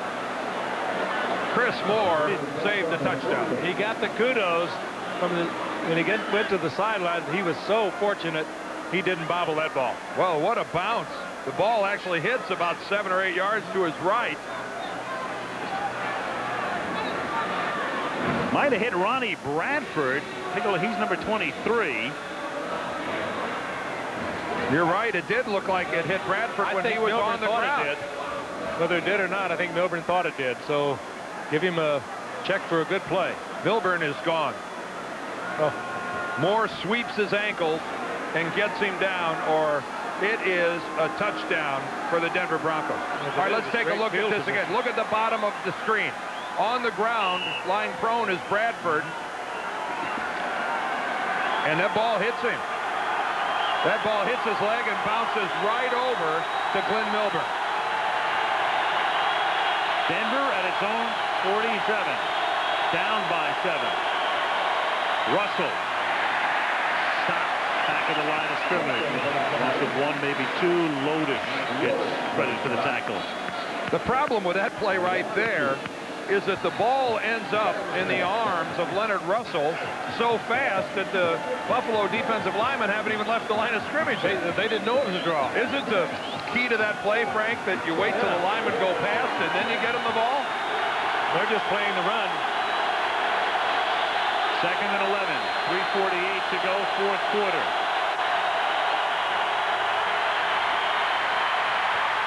Reggie Rivers, he gets shot down by Kurt Schultz at the 46. That was a lick that Kurt Schultz delivered. Helmet on helmet.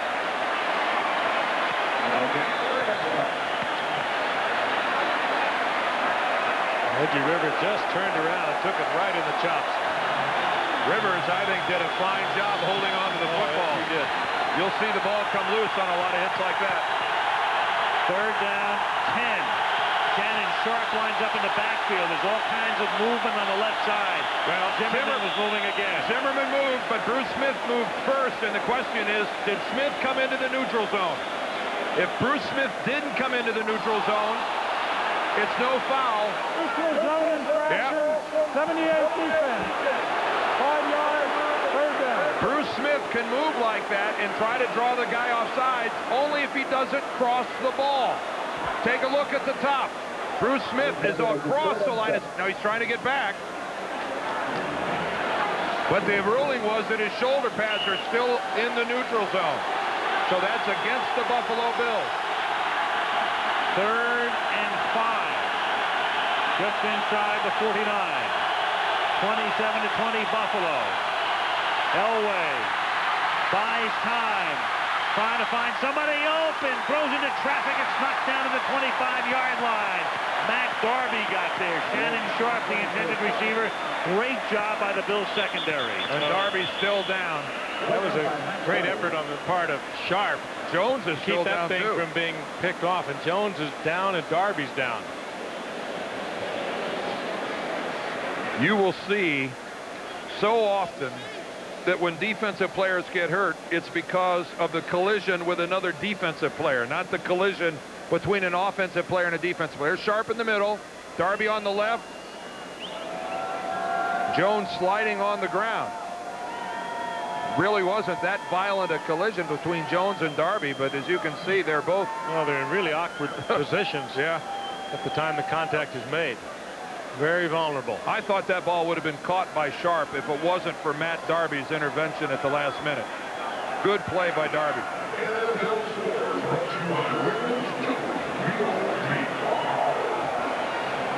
Meanwhile, if you're Wade Phillips at this very moment, you have a 4th and 5, you have 2:56, you have all of your timeouts and a 2-minute warning.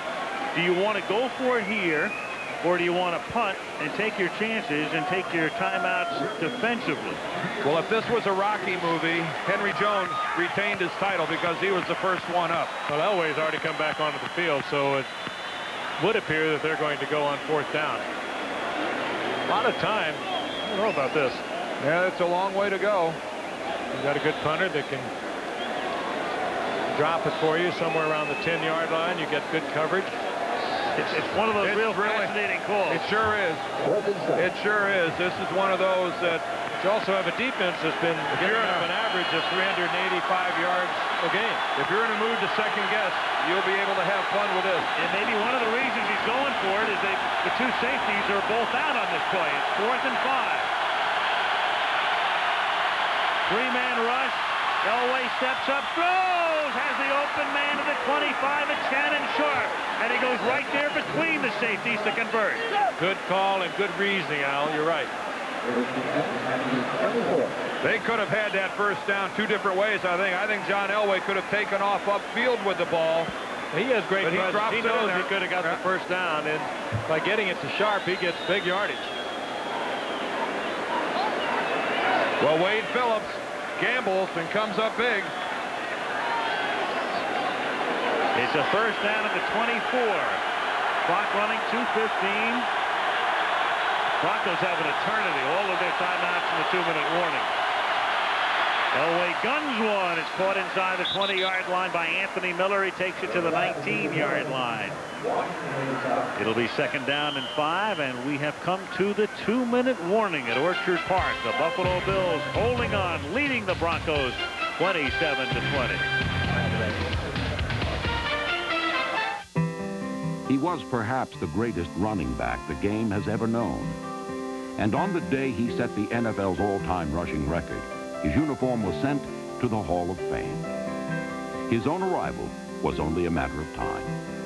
Hi, I'm Walter Payton. My induction into Pro Football's Hall of Fame is an honor that will always be special to me.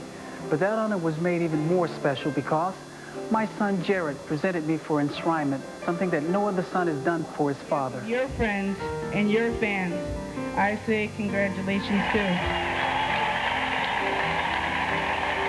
We're both thrilled with the hall itself, a treasure chest of football history with its regal enshrinement gallery, its action theater, its authentic mementos and exhibitions.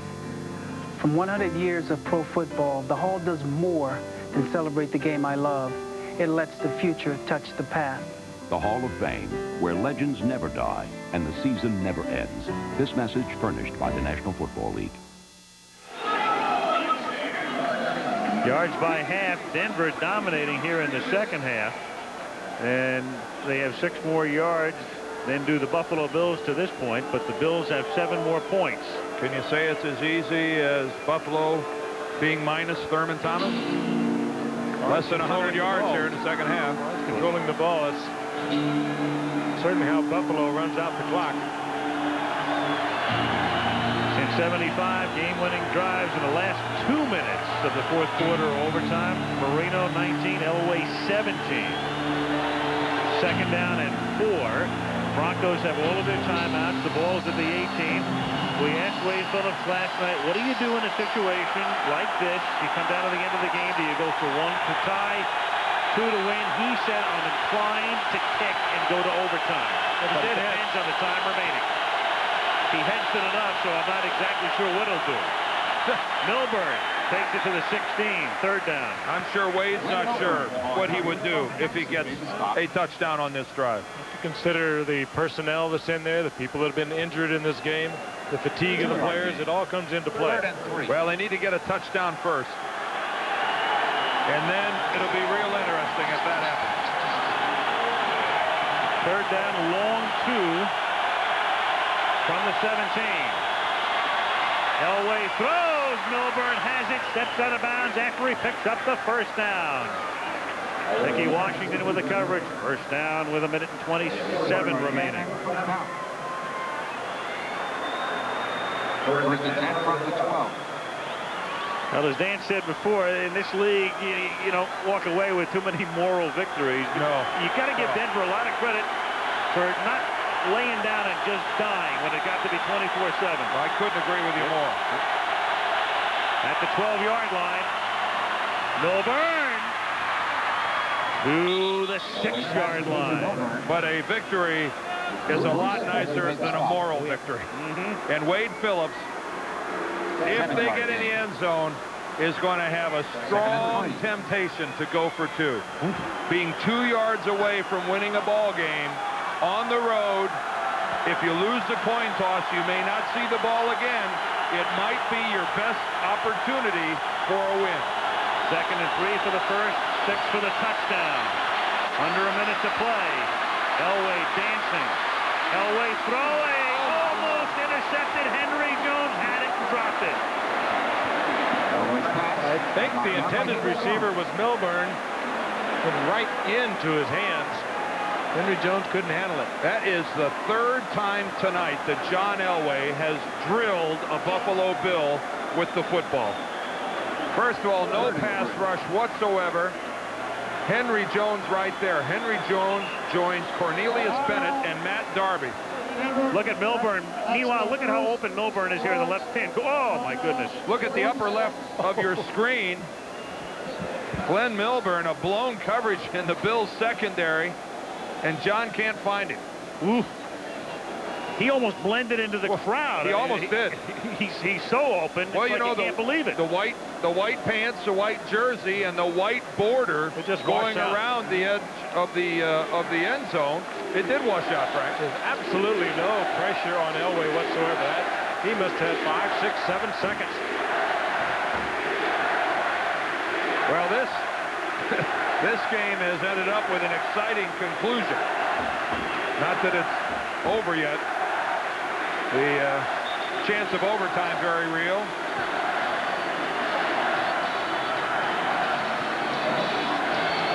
.45 seconds remaining. 3rd and 3 at the 5-yard line. And still 2 timeouts for Denver. But more importantly right now, they need either a first down or a touchdown. They can still get that first down without scoring.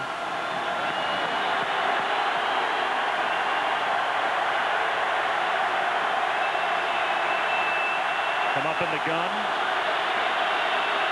Elway flanked by Rivers and Russell. Bruce Smith moves inside.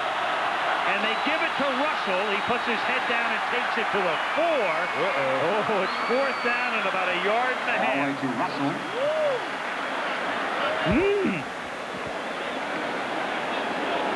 Elway looking over. It's 4th and 2 from clock the 4. ticking down. Boy, and Buffalo's decision to move Bruce Smith into the middle paid dividends there because he ended up being at the point of attack. And it worked out that they had their best defensive lineman where Denver was attempting to run the ball. Denver takes a timeout. This is again Bruce Smith moves into the middle, and look at the hole off to the left. If Russell was could see it. thinking first down, though. He has got the head down. He's not thinking end zone. No. He's thinking, I'm going to pick up this first down. And again, Bruce Smith with a tremendous effort. Yeah, Leonard Russell was in the battering ram mode. You could see that he had the head down, the body leaned forward. He's not looking for gaps. And he was going to take his 235 pounds right at the Bills. Ball at the 4. And the noise for Denver here is going to be hard. It's going to be really tough for Denver to run this play. 4th and 2. 25 seconds left. 7-point Buffalo lead. Elway throws out of the end zone. The ball slipped out of his hands. Another flyer on the biggest play of the game for the Denver Broncos. The ball slips out of his hand and floats clear out of the back of the end zone. Oh, boy.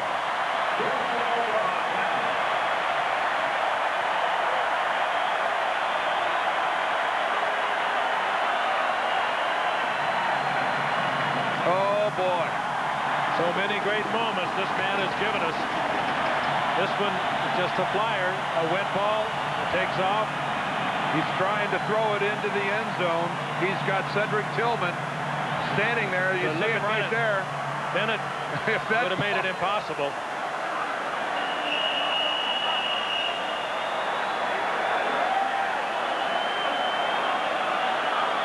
What do you do? What do you do? The guy who brought you here, and the ball just gets away from him. Bills will run the clock out. Denver will take its final timeout with 14 seconds remaining. One more kneel down, and that's that. We go to Three Rivers Stadium next week. The Steelers coming home with a mark of 2-2, and the Houston Oilers come to town. AFC Central Division battle. College football Saturday, 3:30 Eastern, 12:30 Pacific, featuring those games. 2 weeks from tonight, we go to the Meadowlands, where the Minnesota Vikings take on the New York Giants in what is now shaping up as one of the more attractive matchups of the season. Jack O'Hara, our executive producer. Kenny Wolf producing tonight's game, directed by Craig Janoff. Joe Savo, our technical director. Jaime Bravo, our associate director. Ed McKenna, our production manager. Steve Hurt, director of information. The unparalleled George Hill, as always, handling our sets up here. Malibu Kelly Hayes, our spotter, and the gang. And we'll head on to Pittsburgh as the Denver Broncos head home from here with a mark of 0-4. Bills tied with Miami now on top in the AFC East with a record of 3-1. As they defeat the Denver Broncos by a score of 27 to 20. Well, hang in there, Bronco fans. That's all I can tell you. Off week next week, then it's on to Seattle. We'll talk to you from Pittsburgh next Monday. Until then, Al Michaels, Frank Gifford, Dan Deerdorf, Lynn Swan saying good night from Orchard Park, New York.